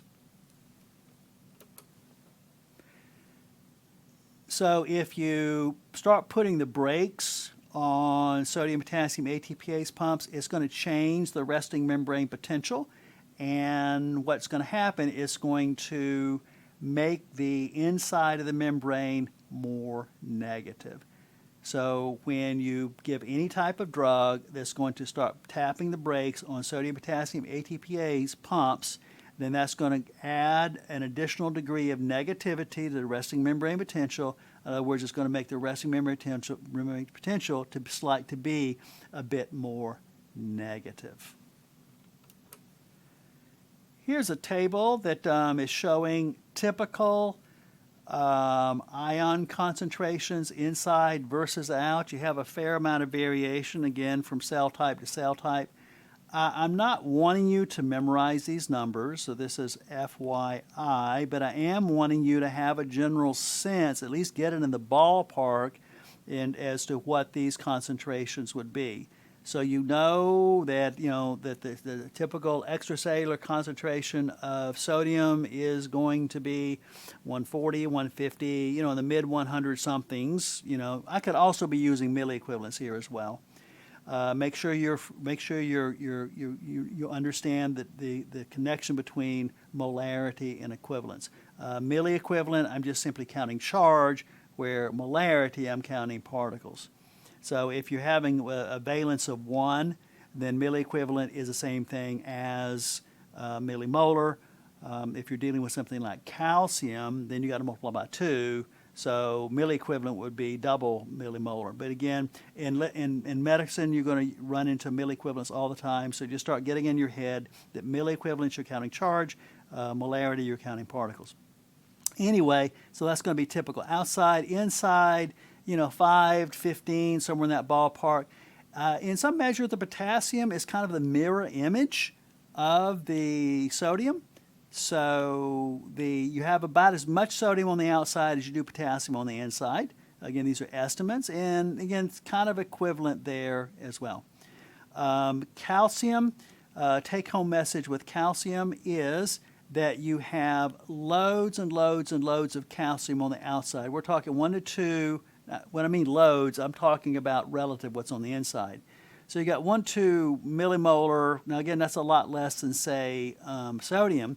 But look what you have in terms of inside the cell with calcium. Calcium is like 1 times 10 to the minus 4. which means you have this massive, massive, massive concentration gradient, electroconcentration gradient when it comes to calcium. But a cell membrane is pretty much impermeable to calcium. Okay, resting membrane potential, calcium has nothing to do with a resting membrane potential. Now, what we're going to find out in other lectures is that the membrane can become permeable to calcium because that's you're going to start opening up calcium channels. But short of that, the membrane is just not permeable to calcium at all. But you do have a whopping electrochemical gradient. Chloride, in a sense, kind of mirrors sodium in the sense you've got plenty of it on the outside and just a small amount on the inside. I want to close with a chemical, palytoxin. Palytoxin is produced by some types of coral and other marine planktons. As the name implies, it is a toxin. The reason I'm bringing this up because of what it does to the sodium-potassium ATPase pump. Curiously enough, and it's kind of cool, the palytoxin is a non-protein poison.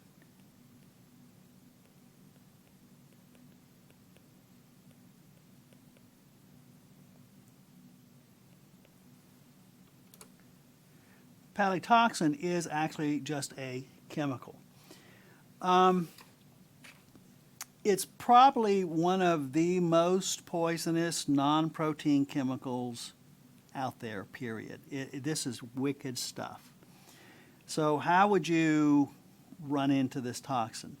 Well, typically the way that you would be engaged in this toxin would be if you were to eat some type of marine animals, fish or something, that have been eating this toxin off coral, or eating whatever marine planktons may be carrying it, and then you eat you eat what has been eating here, so you could get this toxin by ingestion. Another way that you get it would be if the coral has the palytoxin in there, and then you handle it inappropriately, it cuts you, it gets into your skin, it can gain entry that way. But it's a pretty lethal type of toxin. Fortunately, it's very rare. But it can, or it does happen, and there have been cases where people have been killed with this. So why am I even talking about this? Because one of the ways that it kills you is that it acts on a sodium-potassium ATPase pump.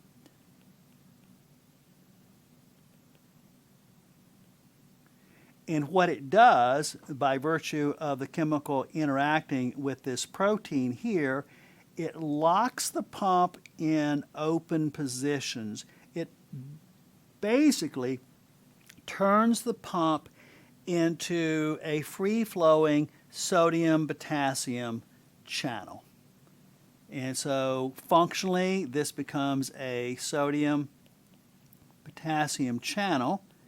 And if I have a sodium-potassium channel, then based on what you already know about distributions of electrochemical gradients, then the sodium is going to freely flow into the cell, the potassium is going to freely flow out of the cell, and there you go. And the system falls apart, and then you die. So its mechanism of toxicity is it literally will take a sodium-potassium ATPase pump, locks it in an open position, basically functionally turning it into a channel, and you lose absolute control of the resting membrane potential of your cells, and the sodium flows, the potassium flows, and then you die.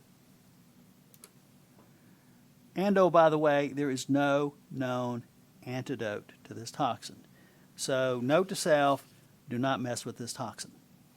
Okay, so we'll do some practice problems next time, and so we'll see you then. Let's go over the problems for membrane potential. I think your best approach to this is, instead of just watching this video and watching me do the problems, you're going to learn more if you make an honest effort at doing the problems yourself, or maybe with other students, to see if you can think it through. And then after you've given your best effort, then watch me do a particular problem. Obviously, that's up to you, but I just don't think it's of much benefit to you just watching me do them without you having mentally engaged and tried to problem solve yourself. Okay, with that being said, let's go ahead and work on some problems.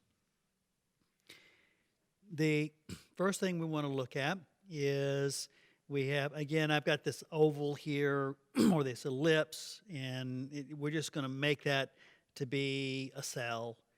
And again, as I've stated before, you can't have a solution of just potassium. We all understand that. So I'm taking some liberties here in terms of the laws of physics, but it's just to make a point.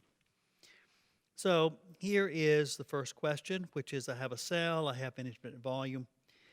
In the outside of the cell, extracellular fluid, concentration is a 2 millimolar potassium. Inside the cell, I have 100 millimolar potassium.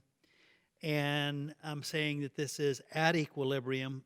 So if it is, in fact, at equilibrium, what is the cell membrane potential on the inside of the cell relative to the outside the cell? In other words, I'm wanting to know what membrane potential would that be. Well, the key here is I've given you the concentrations inside and out, and I've already told you that it is in a state of electrochemical equilibrium. So if you're wanting to know what the membrane potential is, I do believe you have an equation that helps you get that, and it's called the Nernst equation. And so at this point, it's just plug and chug, basically. So I have the Nernst value for potassium is going to equal to minus 61 millivolts over a plus 1 log, and then I have 100 over 2, and at that point you just work it. So this is going to be minus 61 millivolts times the log of 50 is going to be 1.70, and you work that out, and that turns out to be minus 103.6 millivolts would be the Nernst value there. So if it is the case that this system is in equilibrium, given these two concentrations in versus out, then the cell membrane must be minus 103.6 millivolts.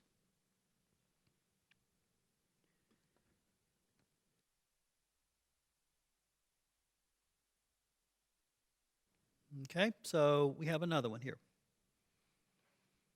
So again, I have potassium, and now it's 40 on the outside, 2 molar on the inside, so you have to be careful with the units.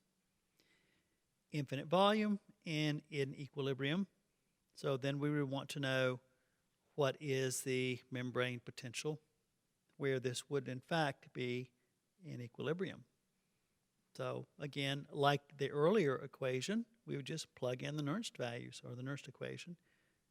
So I have potassium, and it's minus 61 millivolts plus 1 log 2,000 over 40. And this ends up being minus 61. And the log of this ends up being 1.7. Just like I had up here. Therefore, the answer is 103.6 millivolts minus 103.6 millivolts. The reason I put these two together is to help you understand that when you're employing the Nernst equation, the concentration inside versus outside, it's all about the ratio. So the ratio of 100 to 2 is 50. The ratio of 2,000 to 40 is 50, as is the other. So the ratio is the same. So it doesn't matter the particulars of these numbers. What matters is the ratio. In both cases are 50. So I did this to show you that it's not particularly about the actual amount. What it is about the ratio of in versus out. Okay, so let's do another one. So now I have calcium, I have 8 millimolar on the outside. I have 4 millimolar on the inside. And again, assuming equilibrium. So what must the membrane potential be inside the cell here? So again, I'm going to employ the Nernst equation. So it's my E, except this time it's calcium, equals to minus 61 millivolts. And this is where you have to be careful. When you do a lot of problems in its sodium and potassium, potassium and sodium, you get so used to putting in the +1 for Z, the charge, that you immediately just go straight to the minus 61. And you start forgetting that going straight to minus 61 only works if the denominator is +1. But you're going to run into situations where you're dealing with a negatively charged particle like chloride or bicarb, or you may have a particle, an electrolyte that has something other than +1. So in the case of calcium, it's +2. So you have to remember to put the +2 there. And then log, and then I have 4 over 8, and working that out. So now I have minus 30.5, and this turns out to be a minus 0.3. And when you multiply those together, you get a plus 9.15 millivolts. So 9.15 millivolts, and it's a plus. So that is what that membrane potential would be if the system is at equilibrium, which is what we are assuming. Okay, so now we have some other things going on here. I'm giving you Mohs, so I'm telling you something about the membrane permeability to these particular electrolytes. So our task at hand here is to estimate what a resting membrane potential would be given these distributions of these electrolytes. So you know that there are two things you have to know if you're going to employ the chord conductance. One is you have to know the Nernst value for each of these electrolytes, and two, you're going to have a sense of the Mohs or the conductances or the permeability of the membrane to each of these, in this case, 3 electrolytes. So let's go ahead and grind through calculating the Nernst value, and I'll skip a few steps here, but here we go. It's the same old every time. For potassium, it's minus 61 over +1 log 100 over 10, and that is going to equal minus 61 millivolts. So that's my Nernst value for potassium. Nernst value for sodium, minus 61 over +1 log 5 over 150, and that works out to be plus 90.1 millivolts. And then for chloride, that's going to be minus 61. So again, be very careful. That's a -1 log 2 over 40, and that gets me minus 79.4 millivolts. So now I have the Nernst value for each of those. And again, just to reiterate, the Nernst value is telling you what each of those electrolytes, quote unquote, wants the membrane to be for it to be happy. Happy meaning in equilibrium or electrochemical equilibrium.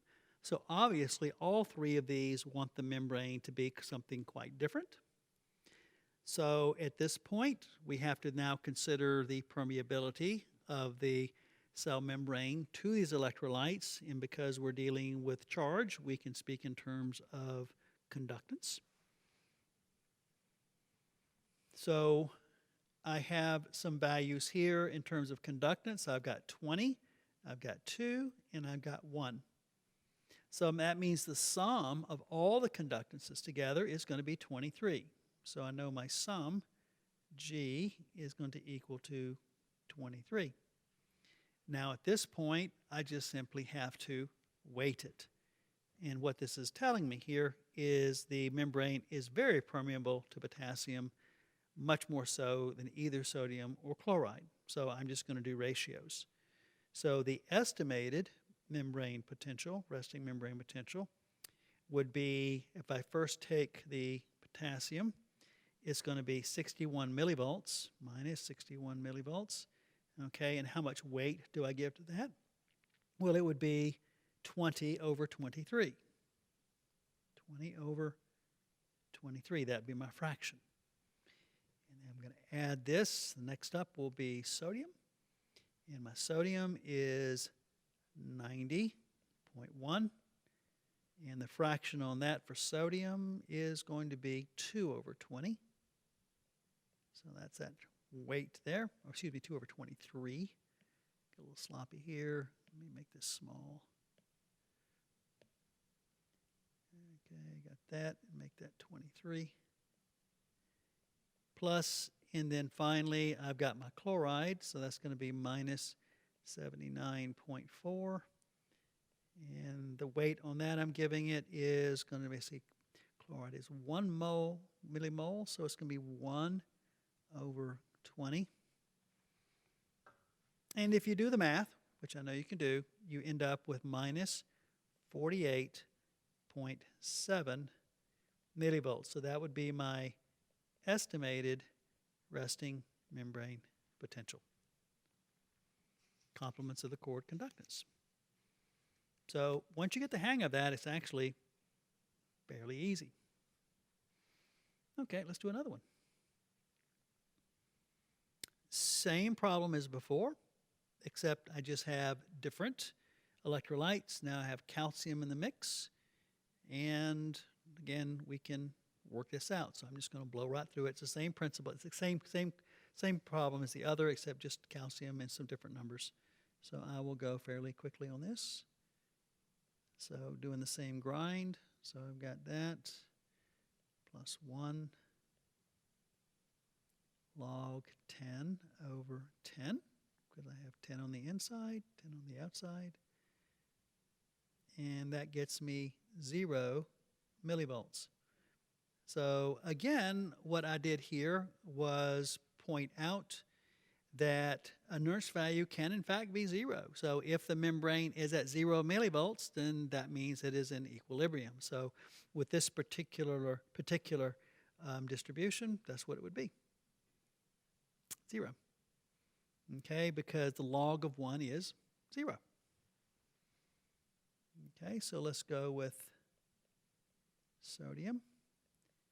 That's going to be minus 61 over plus 1 log 5 over 150. And that will get me positive 90.1 millivolts. And then finally calcium. So I have calcium, and that's going to be minus 61.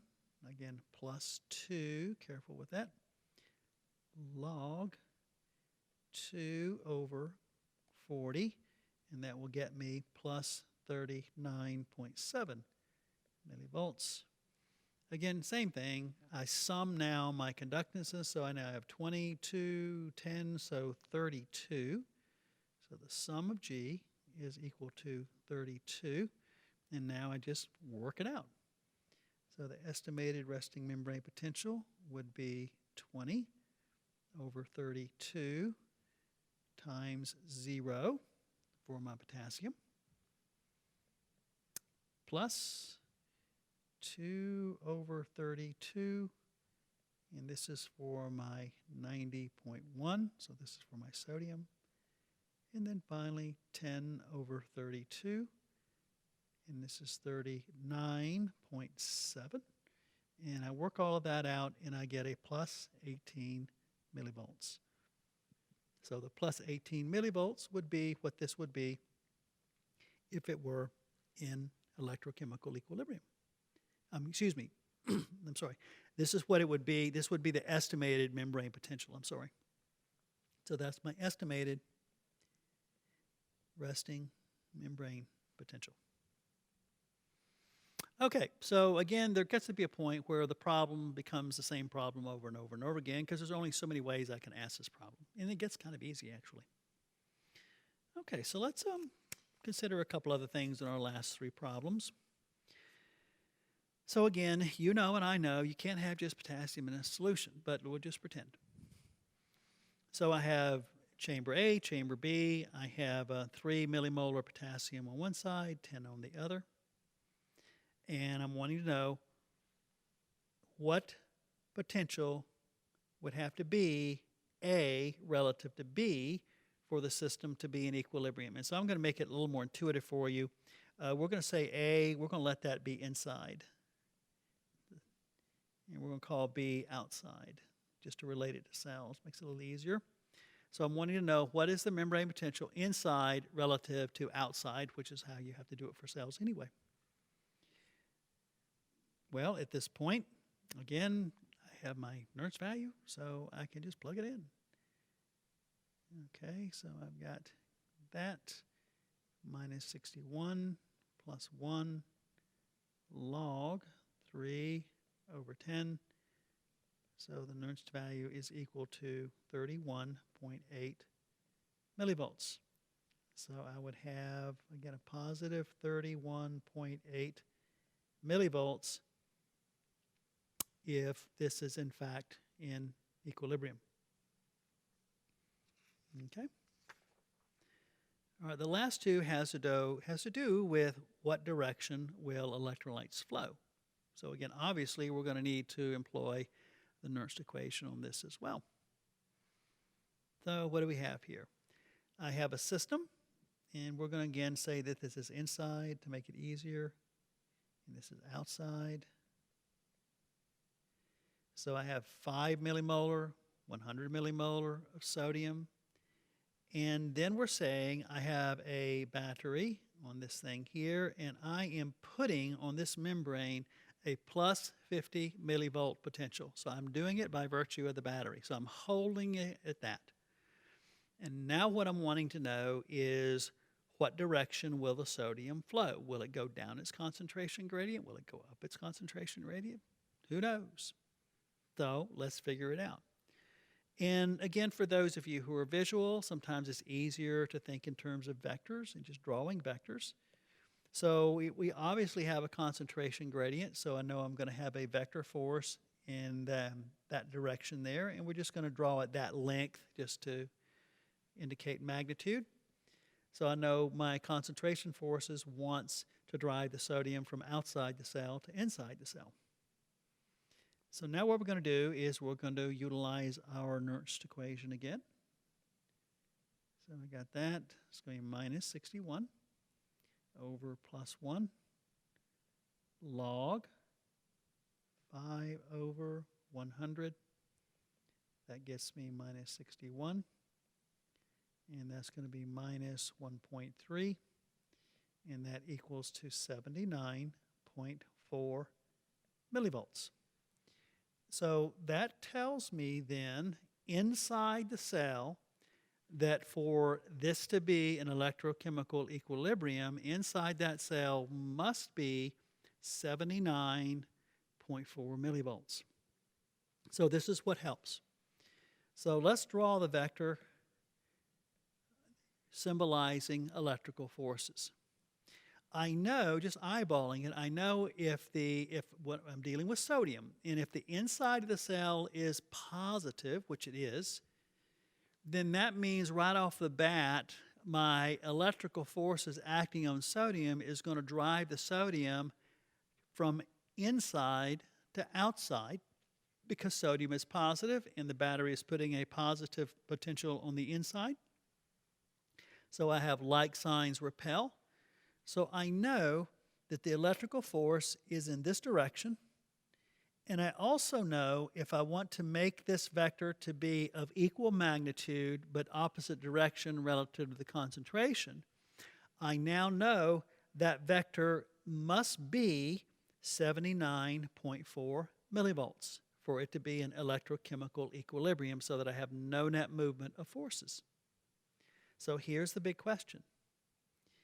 if that vector has to be 79.4 millivolts to be of equal magnitude of the concentration force, then your question is the battery is making it plus 50. So is plus 50 more or is it less than the 79.4? Obviously, it's less. So then the question is, then if I'm wanting to symbolize by vectors the actual electrical force on the sodium, would I want to make that red vector bigger or smaller? Well, the actual force is 50 millivolts.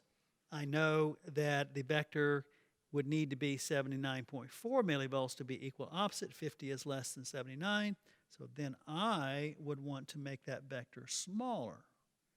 And so I would redraw it this way. So now it's smaller because it's plus 50, not plus 79. So now I have a concentration force, I have electric force, and I clearly see by virtue of me utilizing the Nernst equation that when I sum those two vectors, the resultant vector is going to be driving the sodium from the outside to the inside.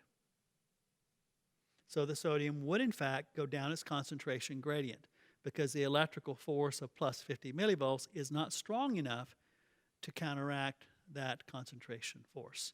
So my net movement would be from outside to inside.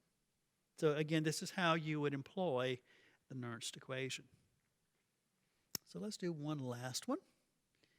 And so what we have here, we have chloride, and I've got 120 on this side. I have 15 on this side. And again, we'll just say inside and outside. Okay. So, and I'm having a battery. Okay. And let's see here.